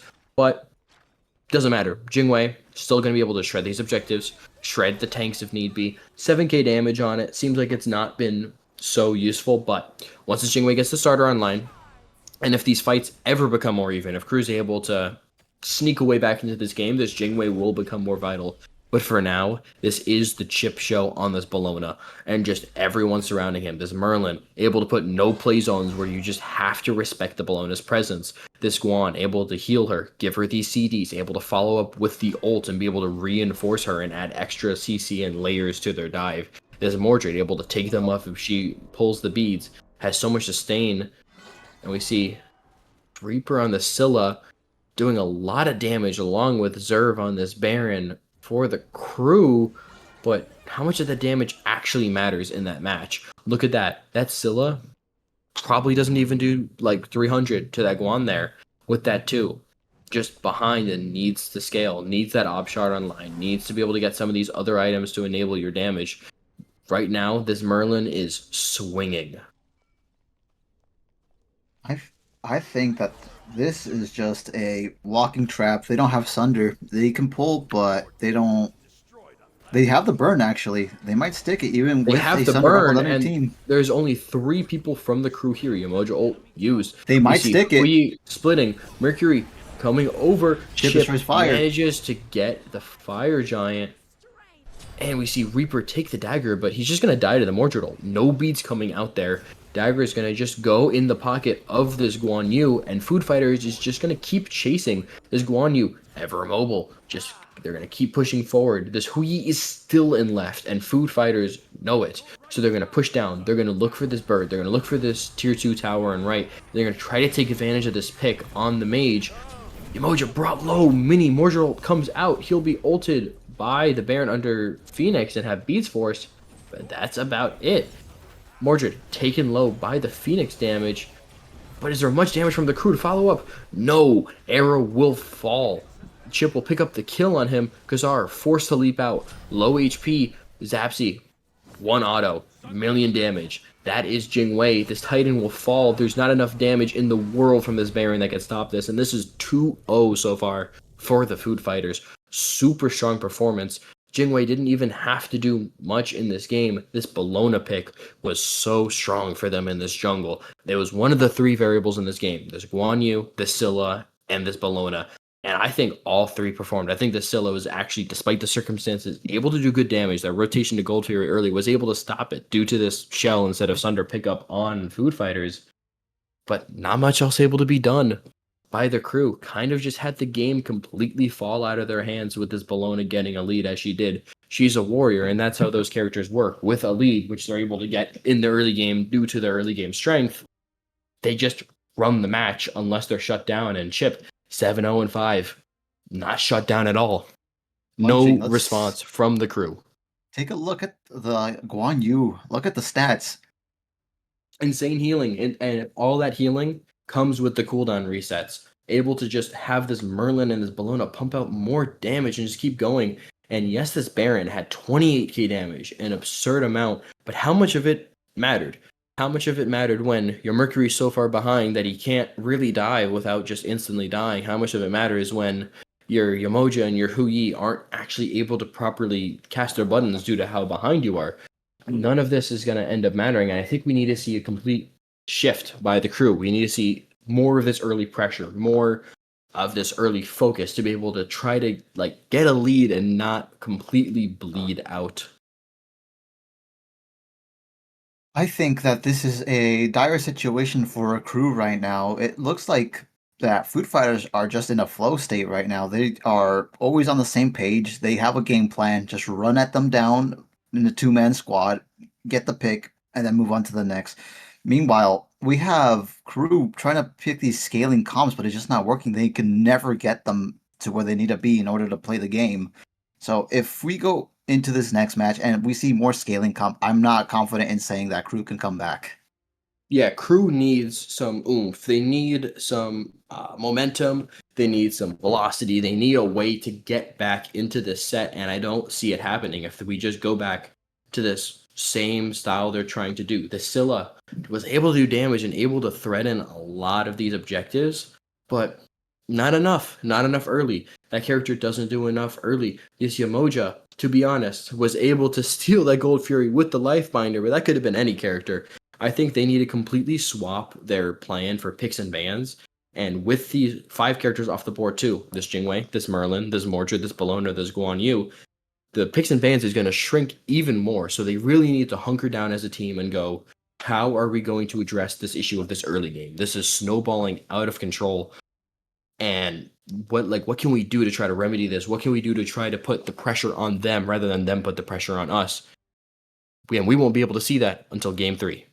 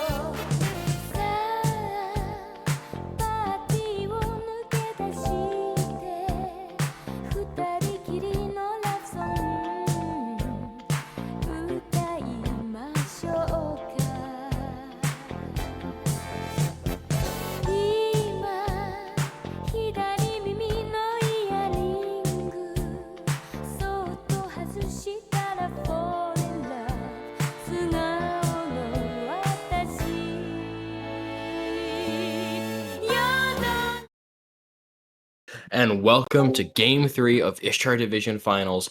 Back against the wall. How will crew adjust? Food Fighters up 2-0, strong performances, just overall strong drafts coming out, strong pressure, and these early game leads they've been getting have been so dominant. What do you think Food Fighters is going to go for this time around? They've already expended 10 picks from winning themselves, so it has been on their side. It has been their plans, their everything that has been removed from the board. What do you think they're going to go to? More of the same, or you think they're going to switch up their game plan in Game 3 normal? Honestly, they've been on the winning end. They're playing with momentum. They're gonna go for comfort. They're not gonna worry about all the meta stuff. They're probably just gonna ban all the good stuff that crew can grab, and crew's gonna be left with peanuts. Meanwhile, food fighters are just gonna go with whatever they feel like and just run it down. Yeah, I think we're going to see the same bands come out. It's Fearless, right? So the characters are only going to get worse as you go on because you're going to remove the high quality characters from the board. So you really don't want to let through your Aladdins, your Agnes, your Osirises of the world. You don't want to let those picks through. So you're probably going to go to the same picks and bans on both sides. I wonder, will crew first pick this Yamoja again? I'm gonna be 100% with you. I hope they don't. I don't think it's warranted first pick. I don't think it's gotten the first pick value we expect to see out of a Yamoja. It might just be a let's see what is up and try to grab that and possibly ban the Yamoja yourselves kind of angle. Yeah, this Athena has been the third ban the previous two games. Will it be banned here? Bans are exactly the same as they were the previous two games. It's Fearless. You can't ban out the characters you just lost to because those characters are gone, thrown to the wind. You can't lock them again. So will they go for the Athena ban here, or will they adjust with the Emoja ban? Will they decide, you know what, we don't want to play this character. It's not doing the most for us. Let's try to get one of these other characters. And they ban on Artemis. Interesting ban coming out. Looks like they want to play for the Athena themselves, and that's more of a throwaway ban. I think they personally could have banned the Emoja here instead of the Artemis, but also a lot of the God pool for ADC has been eliminated. First, this They Cupid. could also be playing for an Agni here. Interesting. I don't know if Food Fighters would ever leave that out, but if they do, we'll see. 50-50 coming out here. Will you let through the Agni or the Athena, or possibly both to try to snag one for yourselves on the side of Food Fighters? We're gonna have to wait and see. All we can do is predict, but a third ban coming out here soon will be Agni. Banned out. Looks like they want to just try to trade the Athena and the Emoja. Possibly Athena coming out here for Arconic Prince. If anything, I'm happy to see an adjustment from the crew rather than first locking this Emoja, locking this Athena, getting that global presence, possibly trying to stop this momentum that Food Fighters is getting with these rotations and being able to get these picks. Athena completely stops that. The shield, the taunt, the lockdown, all of it, just able to halt the momentum Food Fighters is trying to gain, possibly turn it around on them and gain some for yourself. I really like this adjustment from the crew. I think Yamoja is a stronger character, but given the state of these matches that is happening, this Athena, super, super strong for the crew. Speaking of Yamoja, Don's Yeah, covered too. Denny loves this character. Very, very strong on this character, and we'll see what we're doing here is a hovered and locked. Interesting pick, commonly viewed as the worst ADC in the game.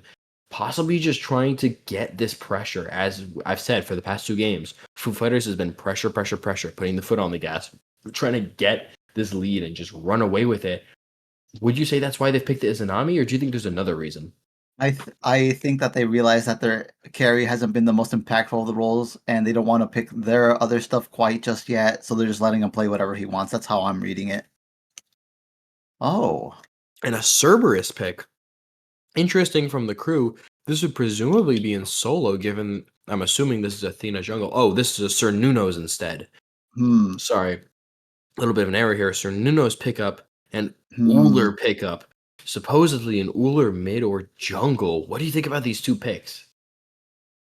I'm fine with the Uller, but the Cernunos, even this deep, we still have stuff like the Honor that are up. It's an interesting take. I'm gonna have to wait to see what the game plan is. Maybe they're just going for a full team fight. We're just gonna hold down mouse one and throw out Uller stuff at you. But I can only speculate as to like what the thought process is behind it.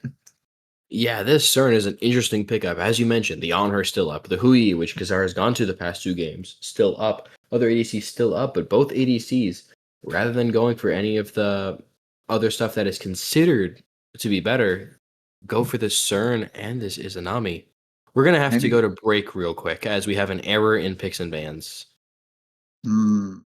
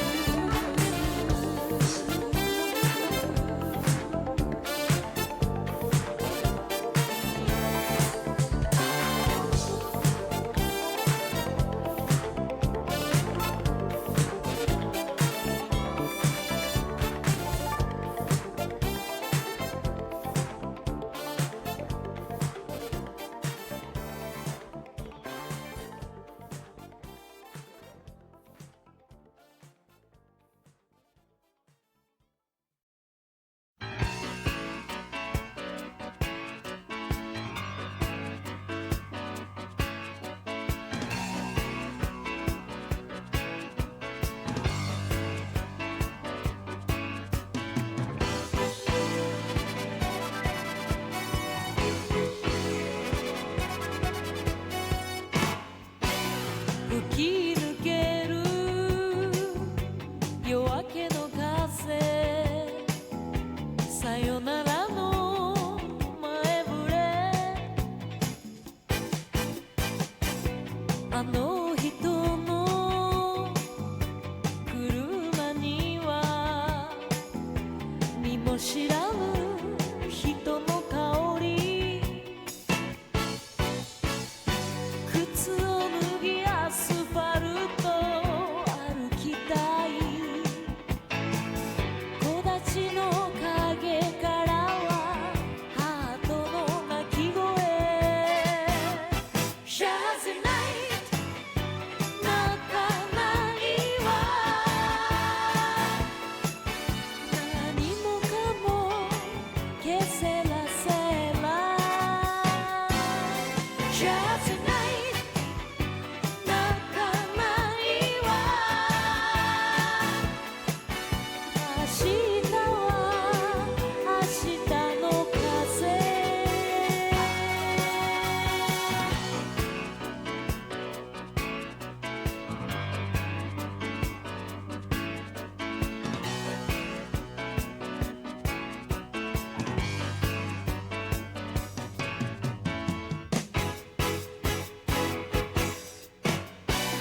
満たされた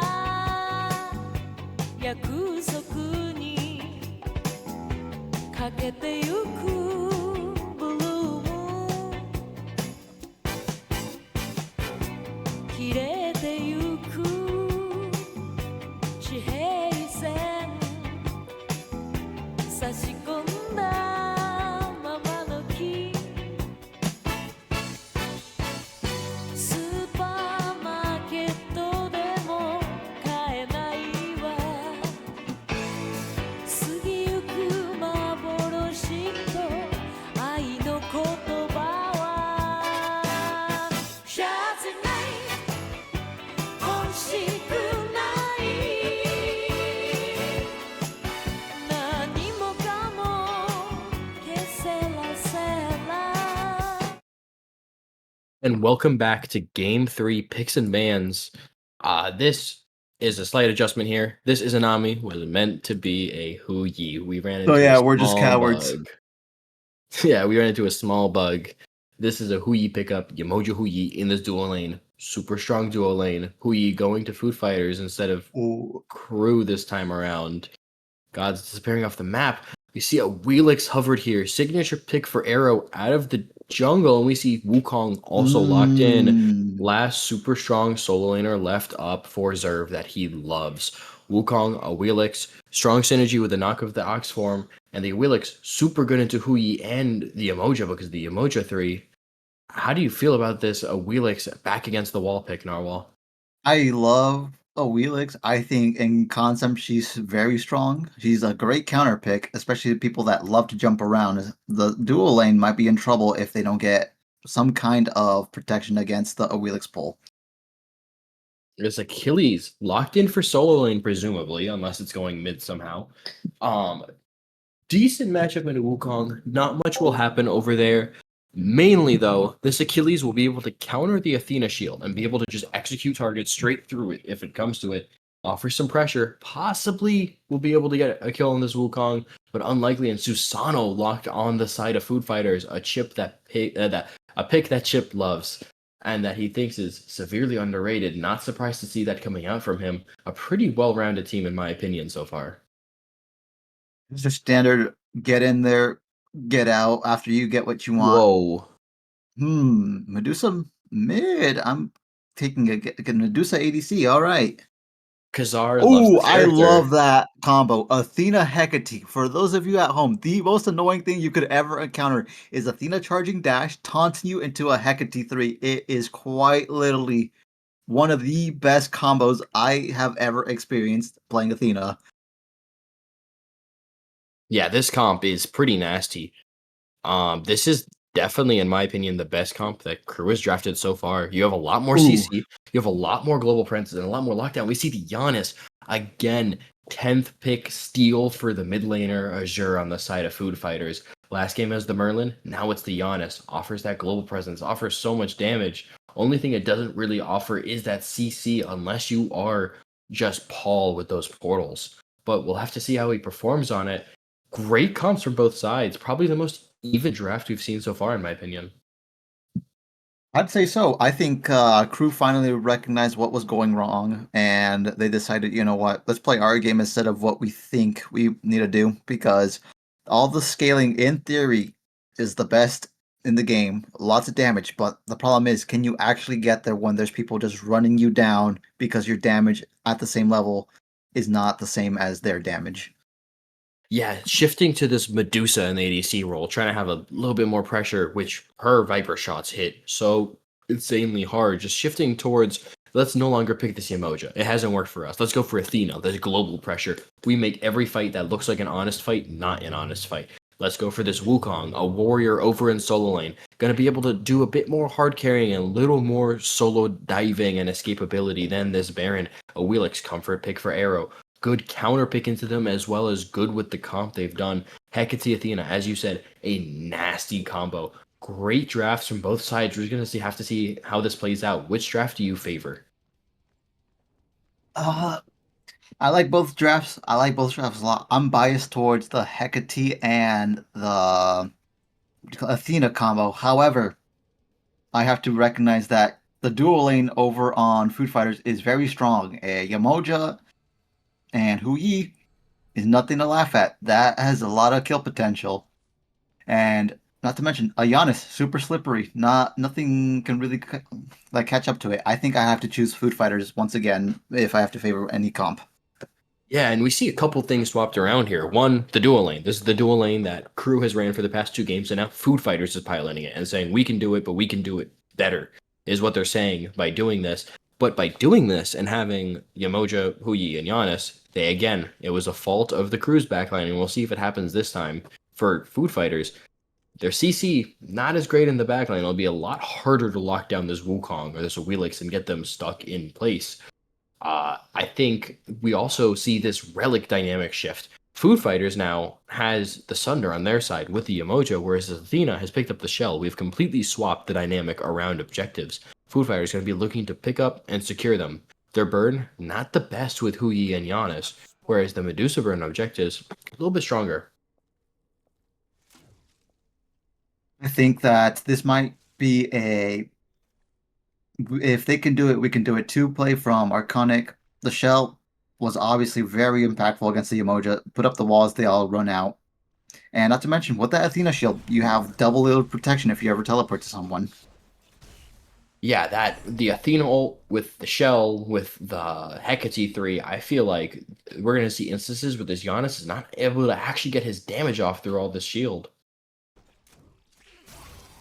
I don't think we'll see much action early game out of either of these teams. We're seeing action right now. Look at that. Both supports take a lot of poke. A little bit of poke out. I mean, more so from these junglers. I think we're going to look to see either this Hydra's or this Dagger of Frenzy come online for this Willix. Susano needs just a little bit to scale.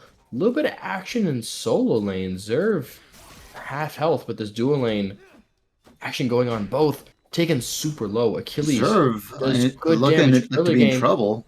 Uses Aegis on almost nothing. Kind of just forced out. Achilles with his axe, with his passive, super strong early game.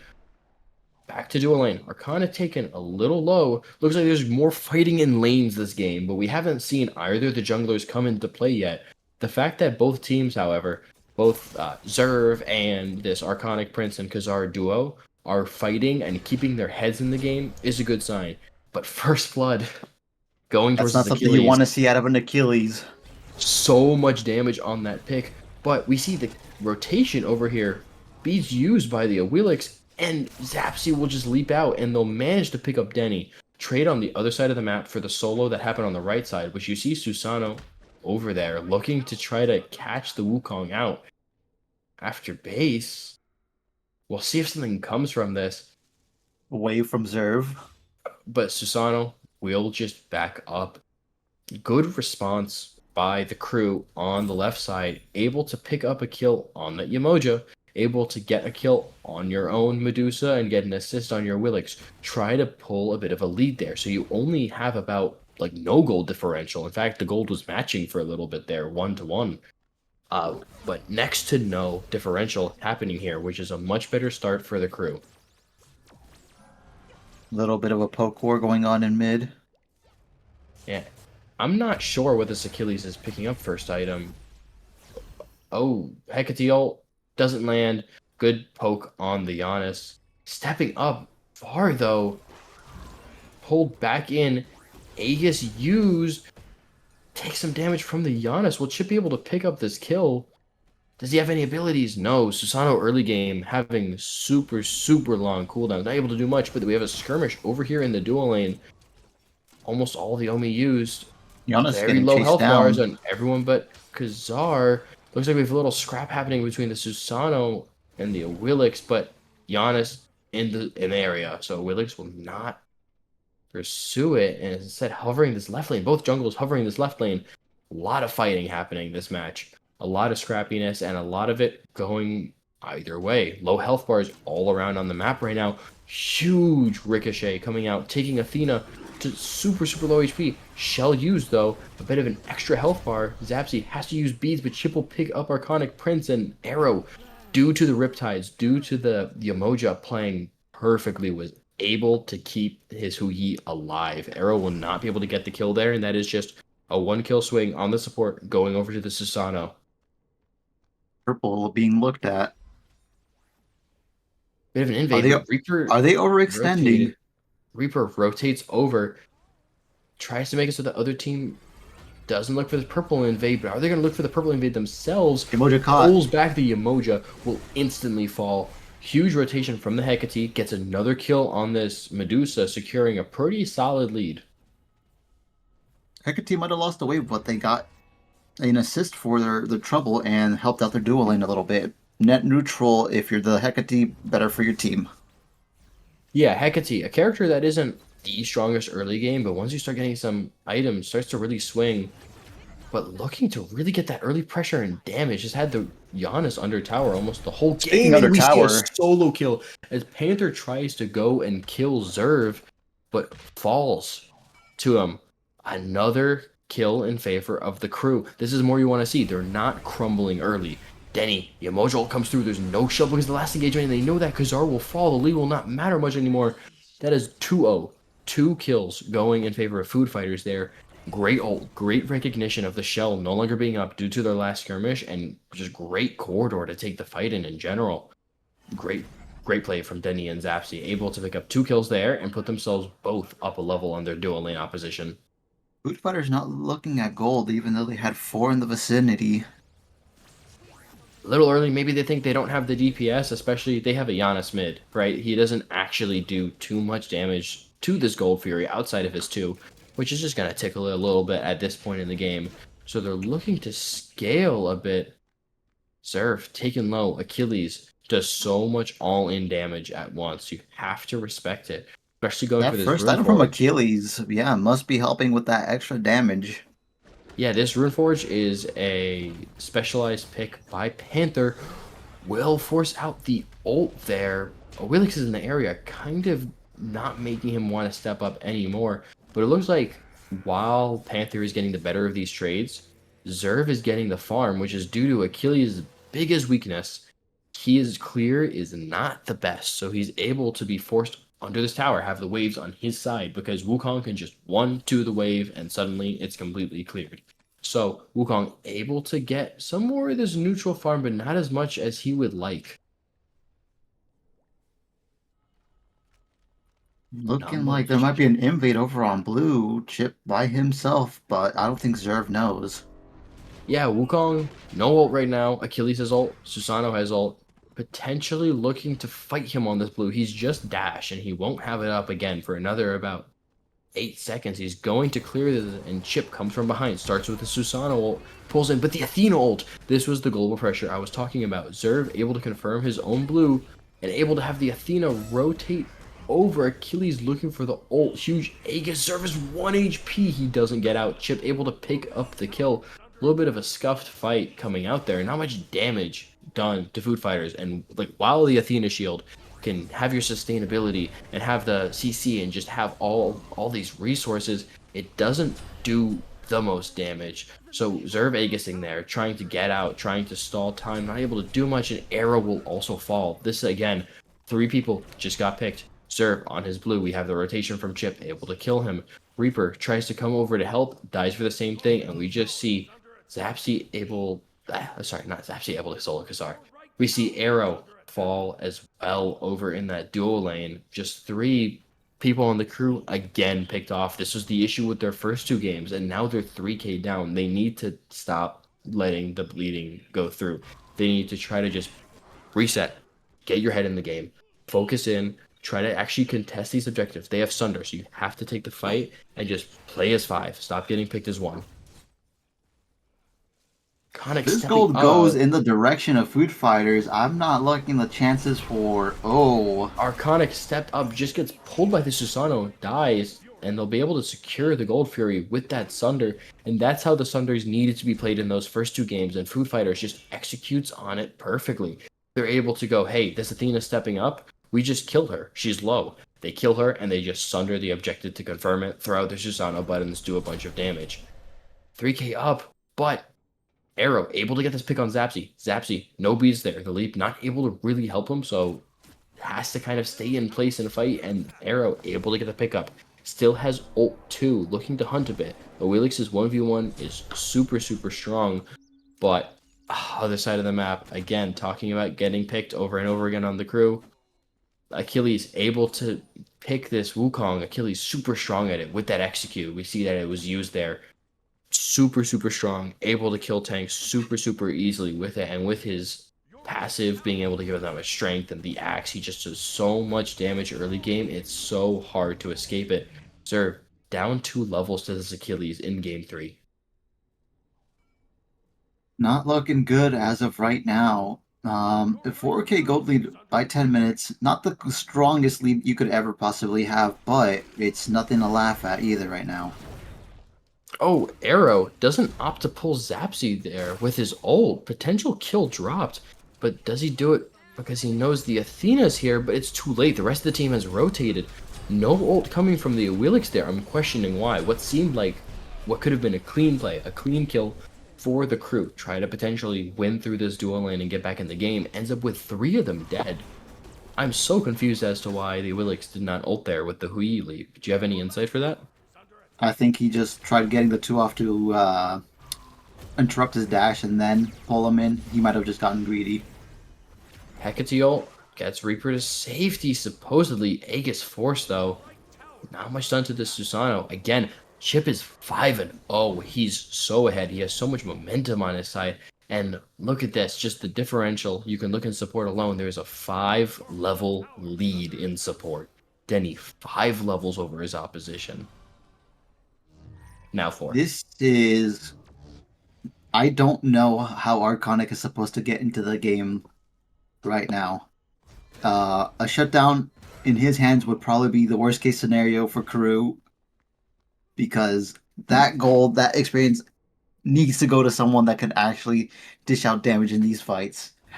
Arconic might just have to play the wait it out until something happens game. Another pick in solo. This Achilles just from ahead has this Rune Force, has this Prophetic, has this Axe, and this Wukong going into the Lash, not really able to fight back at all. No physical protection, doesn't have the Axe for the healing and out trading, and is just bullied under tower. And Achilles, with the tank that the character just has inherently with his 2, and with the Prophetic and the Axe, just able to step in and kill him. You have to be able to respect this character at this point in the game. There's not much you can do. You can never fight this character. But we see Arrow trying all the same, taken half alone by the Achilles, and Susano just comes in 6-0 now. Munchie Picks up gets a kill. 7K gold lead now. This is rough. I think this is the roughest lead we've seen so far. I think Crew played a good amount of the early pretty well, able to get picks with the Awilix, able to fight well, but they just again kept getting picked off one by one, just randomly picked off. They're with no one and they just die. Wukong on his blue just dies. Reaper tries to go over to help, just dies. Awilix over and left during that play just dies, and it just that's the whole story of this set. Crew just keeps dying out of nowhere. This solo lane 4 levels ahead. Not much Zerv can do into this. Wukong, without being able to get his items online, kind of useless. Just will dash through them and not do too much. Beads forced though on Chip by the Hecate. Reaper looking like the strongest part of this team right now. But no ult for this Gold Fury is worrying. Chip wrapping around. Susanoo's just gonna wrap from behind. He still has ult up. And we see start leap in, and we see Susanoo go huge. Arconic Prince taken down, but how will the backline go down to Denny? Denny Sunder. Sunders. No, Denny doesn't even sunder. Denny just manages to get the Gold Fury there. Kind of a messy fight. We see Zapsy actually go down here, but so does Arrow. We see Reaper go down to this Achilles. Achilles rotation, huge. Zerv here too, but he's level 11 to the level 14 Chip with a triple kill. Killing Khazar there, and Wukong just kind of forced to run away with the movement speed from the Athena ult. They managed to pick up Zapsy, but they lose 3 and lose the Gold Fury. They're now 9k down. Honestly, if it wasn't for Firebrands, and Fire not being up yet, I think that this game would be a lot closer to being over at this point of the game. Yeah, this Susanoo Chip is having an insane game. This Achilles rotation, both solo laners rotated, but it is clear which one of them is farther ahead and able to do more. Achilles from ahead is his unstoppable demon. His 2 makes him so tanky, gives him so much power. He has this Rune Force to also aid with the power, and this Prophetic, he's just going to be infinitely scaling.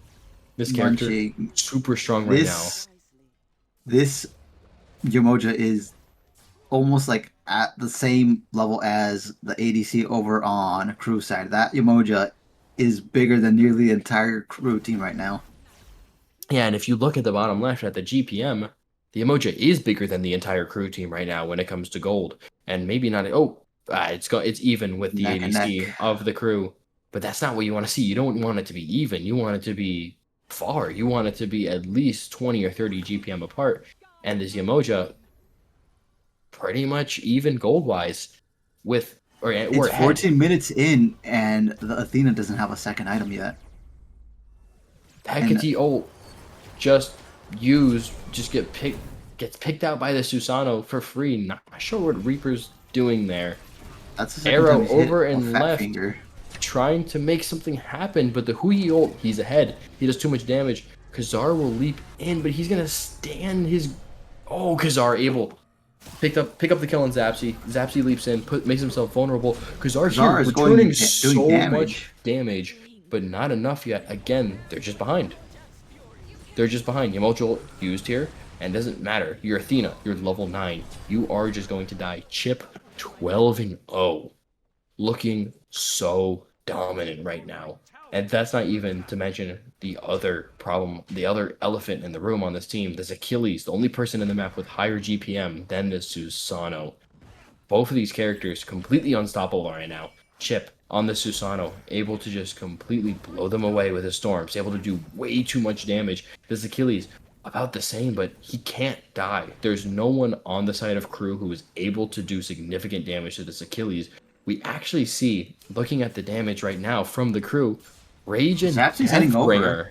This might be a Fire Giant call.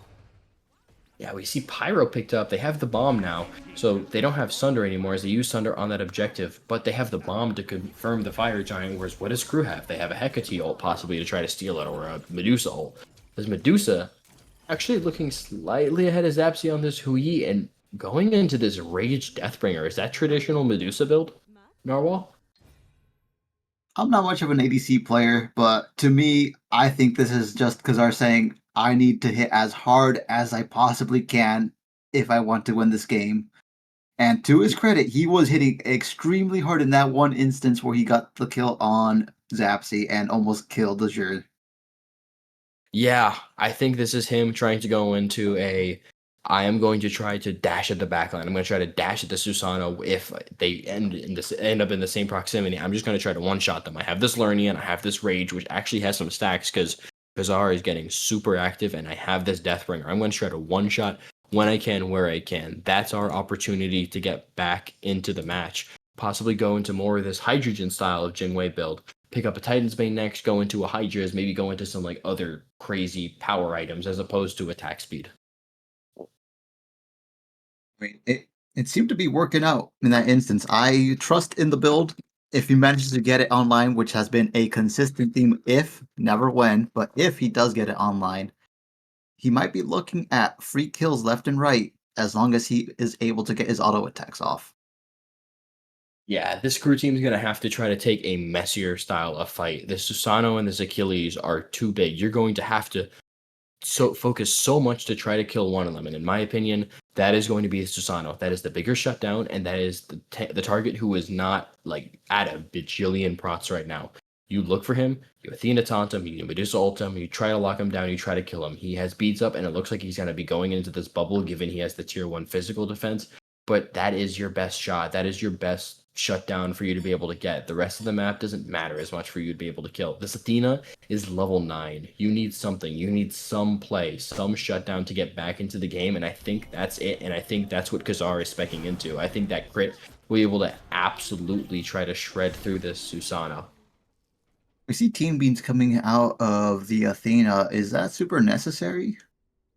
I don't particularly think so. I think the only real application for team beats here would be to get through the slow that Huiyo has, but at that But then point, wouldn't pick up a they Sprite be Stampede. better? Yeah, but Exactly. I think the a only thing I can Stampede would think of really here is that they're scared of the Susanoo ult knocking up in a team fight.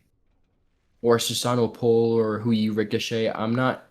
I'm questioning the team beats same as you. I feel like a Stampede pickup would be huge, especially for the purpose. Again, you want to lock down and kill the Susano, biggest shutdown on the map. You have to be able to run him down. He's a Susano. He has a dash. He has a teleport. You need that mobility to get to him, and Team Beats is not going to offer that in the way that Stampede will. I don't like contesting this gold when they're this far down, but maybe they see something that we don't, especially with Zerv rotating, even though he can be farming right now. Just hovering, not able to actually contest. 13k XP difference, almost 11k gold difference. This is dire straits. You need something crazy. You need a 3-man Hecate ult with their beads down into all your damage at once. You need a 3-man Athena taunt. Same thing. Big CC into big damaging needed to happen now. But Reaper, Aegis used, TPs to where he sent Chip and just dies. No ults used on food fighters. No pressure put really against crew except for base kit and the Arrow Susano fighting woke him up. back. Susano super low still falls. Giannis here to kill Athena, and this Susano continues to live. Serve on the chase, but the Wukong ult is off the mark, and it looks like Susano with his antics is going to keep going. He has the Emoja shields. He has been 1 HP for so long, and he is just out. That was a great juke by Chip. He just knew, like, let me pretend to keep walking forward, and then I just swerved at the last second. Unfortunately, the This is Wukong ult this was is Fire off. Giant, right? Like, there's no way they just don't rip it. They're like infinitely ahead. They have the Yeah. levels. They have the damage. The 12k up, they have the people here. Chip didn't die there, so he'll be walking up too. This is super dire. That was your chance. Get the shutdown on the Susano, from the Susano onto the Awilix. Get that gold, get that XP. Try to get yourself back in the game. But Chip, with the strength of the Emoja too, just the shields that kept keeping him alive and the maneuvering coming out from him, able to just infinitely live in that fight. Doesn't fall. Still 14-0. He didn't die last game. He hasn't died to this game, and he doesn't plan to. Yeah, Chip is being very dominant on this pick, more so than his previous games, and that's kind of hard to do, especially on that Bologna. Didn't die once, kind of ran the game. And in this one, he's really running the game. And that's not to discredit anyone else on this team. It's just that Chip is running around getting what he wants every single time, and no one's able to stop him. At this point in the game, I wouldn't doubt it that they could just run it down straight to mid and end the game. They are that far ahead. They have 3 bombs. There's not much you can do on the side of crew except hope. You have a level 10 Athena, 7 levels down on your enemy support. But I like what they're doing. I like that they're splitting the map. They went for the tier 1 tower, try to get some gold. Punching. But I when think that this is just game happens, here. I don't think they can stop him. your Hecate falls. Just too much damage. Athena ult forced as well. Not too much you can do. You have to give this bird. Zerv stepping up as Wukong ult forced. Doesn't die though. Looks like he's just trying to stall time. But this Achilles is in there, and as I said, he can't die. He has the beads. He can't be locked down. He is too strong, too tanky. The Susano doing too much damage. Food Fighters looking to end on the Titan right now. Kazar dashes in, trying to get his damage off, but falls immediately. Arrow falls next, and Arconic Prince, And the we have last new to fall after BSL killing champions. Achilles. Food Fighters close it out in a dominant 3-0. Chip 15-0 on Susano this game. I believe 7-0 on Bologna last game. Super, super dominant performance. I think, Honestly, lights out by Chip here. Quite literally just ran the game and never looked back. Took off sprinting, and the moment he crossed that finish line, he ended up 15-0-8, never breaking a sweat a single time. yeah, super, super dominant performance. Just won all 3 games. Food Fighters able to win that early to mid game, able to get those early objectives, just able to completely close out the early game from the crew, not able to give them any opportunities, completely blocking them out of it and just dominating. Didn't give them an inch, didn't give them any opportunity to get back into the game. It was a really suffocating match. Every single attempt that was tried by crew was immediately shut down by Food Fighters. It was almost as if they could just read their minds and just like act accordingly to what they wanted to counter. There was only one select moment I could say where crew might have just started looking okay, but then immediately just got shut down. Yeah, Crew Honestly, had a bit of a better early game here to start and then just completely collapsed when objectives came up. And it was the same as game one. Game one, Crew had a bit of a better early game, actually had a bit of a lead, and then just got completely snuffed out when it came to this like early mid-game transition. It was absolutely insane. Super strong performance. I think this is really obvious, but for the MVP call, I have to give it to Chip. Super I don't think crazy there's performance. anyone else that we could give it to. It is I Chip, think hands down. all 5 people on this team played super, super, super well.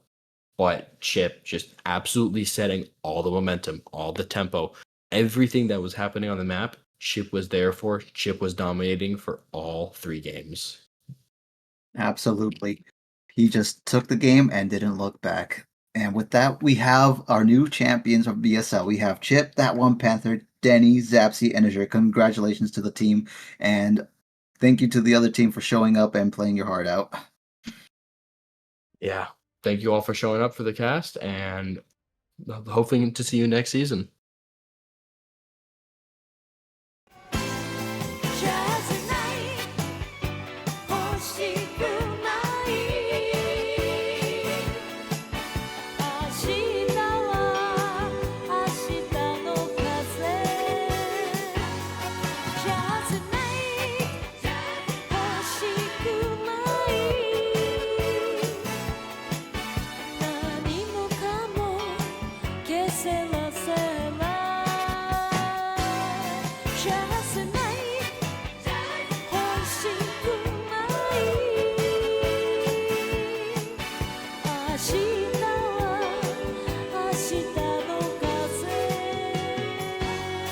Just night 欲しくない何もかも消せません